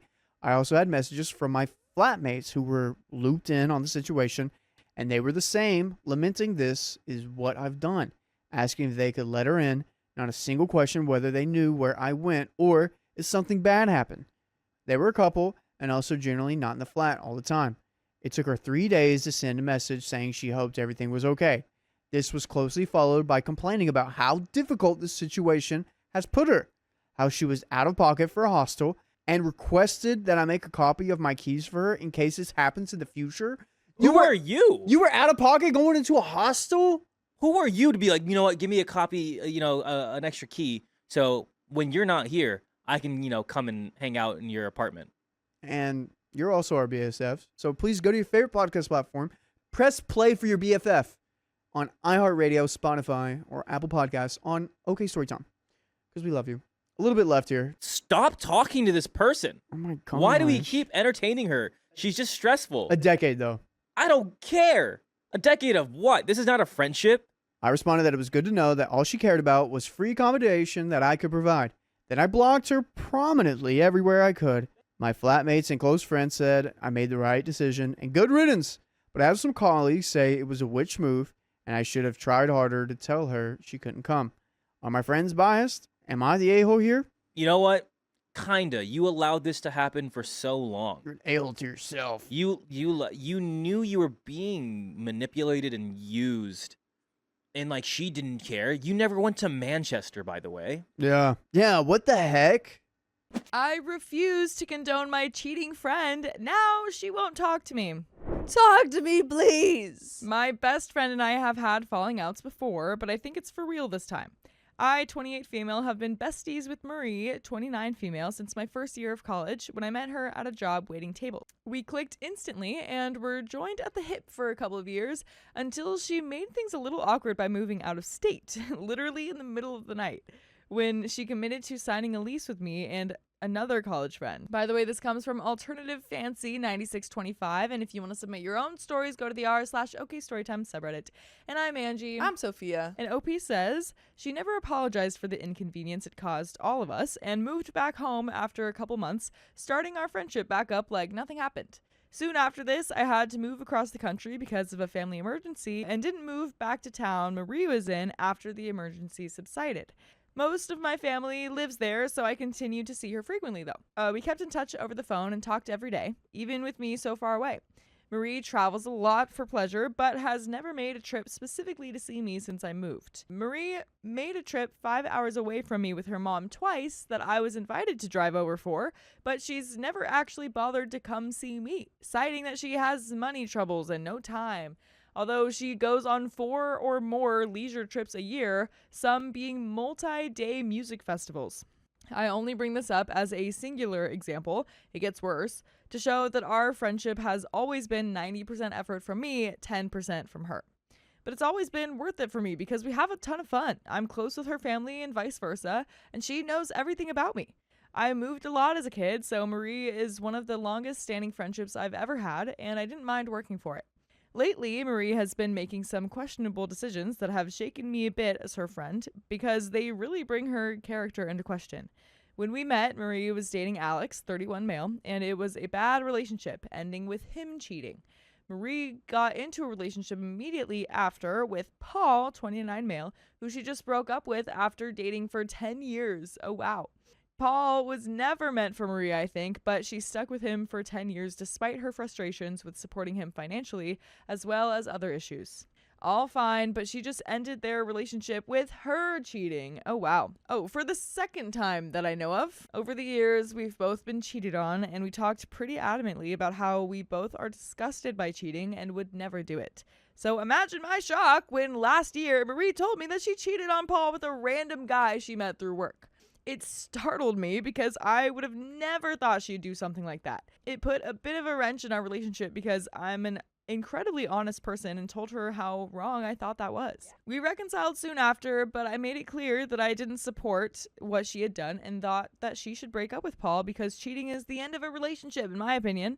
She didn't break up with him and waited to even tell him what she'd done because she needed him to be a dog sitter for a couple of months while she traveled. Flash forward to a couple of weeks ago. She's on a business trip out of state and sends me a photo of her unclothed in bed with a guy who's not Paul, stating that she cheated on him for 5 days straight with her high school ex, John, 32 male, because of a, quote, long layover. Okay, already bad, and I told her so.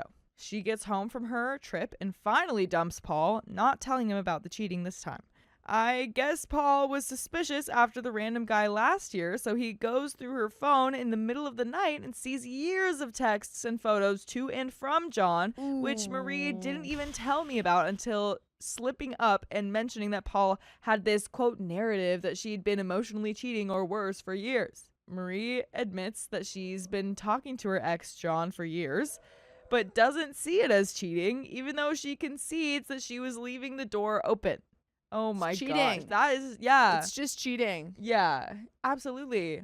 This narrative. Oh yeah, Paul and his narrative. Yeah, Paul's got all these narratives about me cheating. Right. It's like, well, it's a nonfiction book, girl. Yeah, this is just an autobiography. My goodness. Worst of all, she sees herself as the victim in all of this because Paul freaked out and started overreacting when he found out, throwing her stuff in the yard and calling her names. I don't care for Paul much, but I feel his reaction was entirely justified for a person that found out his partner over 10 years might have been cheating on him the whole time, especially when he's been talking about marriage the past couple of years. The worst of it all came when Marie told me that she was planning on moving to the state that John lives in, not for him, but to, quote, work on herself in a state with low cost of living. I panicked. I sent her a message telling her that she was about to make the worst mistake of her life and that I was baffled that she would do any of this at all because I truly thought it was outside of her character and that last year was a one-time mistake. I laid it all out and told her to move anywhere else, even telling her that she could come live on my couch for a while until we figure out things for her. I had been looking for places for her in state and in the state that her mom lives in for a couple days prior to Paul punting her out, as well as seeing what I could do about getting her a car and storage unit for her things from afar. I have a huge email of resources compiled for her on top of what I've already sent her, but it's sitting in my drafts because she started ignoring me the day I told her that she was making a mistake and that I couldn't believe she's been silently cheating for years. She ignores me for a couple of days, which is crazy for our friendship because she sends me hours of videos a day just chatting about her day or what's going on. She also literally sent you pictures of her cheating. Literally. And I finally sent her a message along the lines of, Marie, please tell me you are not throwing away a decade of friendship because I was brutally honest with you. She sends me a short message back saying that she's not mad that I was honest, but that I went on a, quote, morality crusade when she just needs support. No.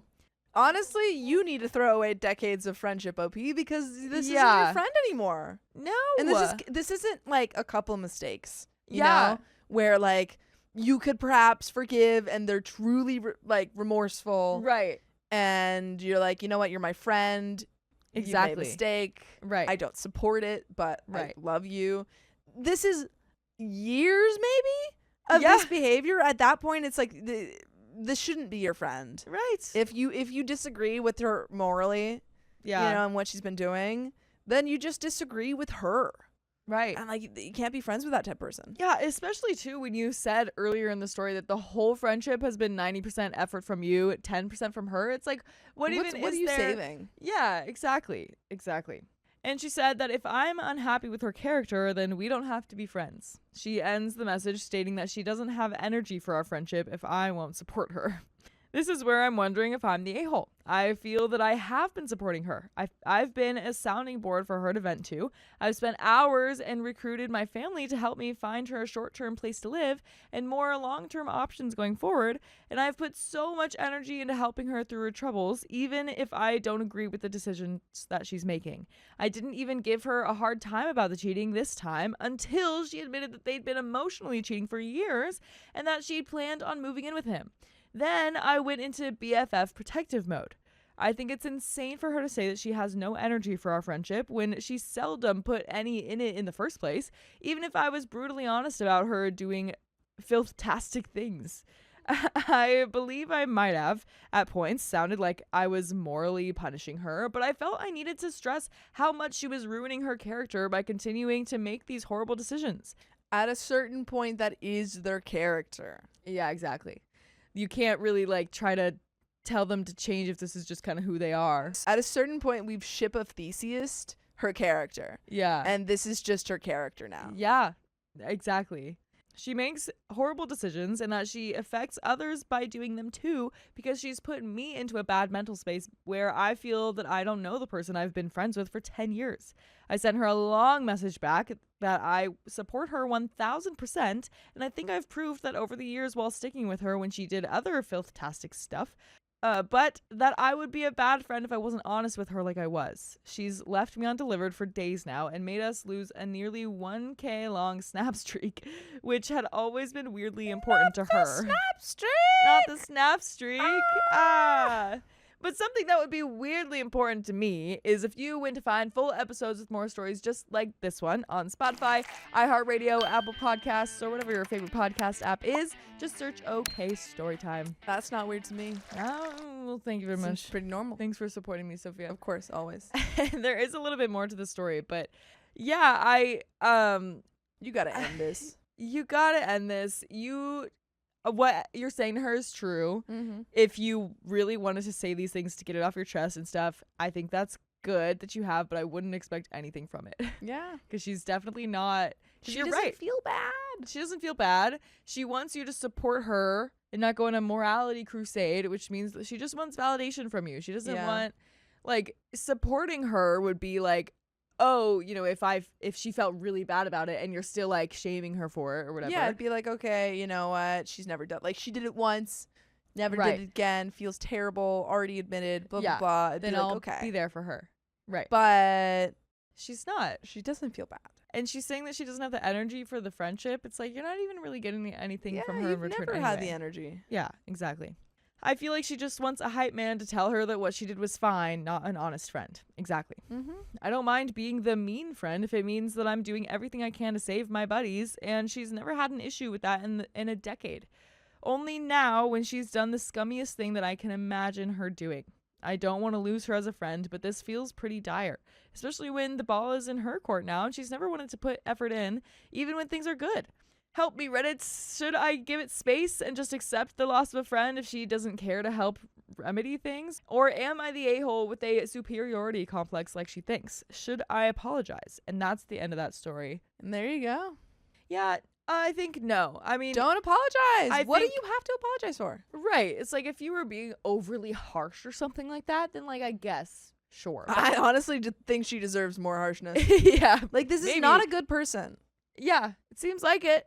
So I don't think there's anything wrong that you're doing. You're saying that you support her. You're saying that you are there for her. And you're saying like, yeah, no, you effed up. Yep. And you're just mad at her for that. I feel like that's totally fine. I agree. Totally fine. Lose this person as a friend. She's not a good friend. Do it. But that's the end of that story and the end of the episode. Yes, it is. So if you love us, make sure to subscribe. We love you and see you tomorrow.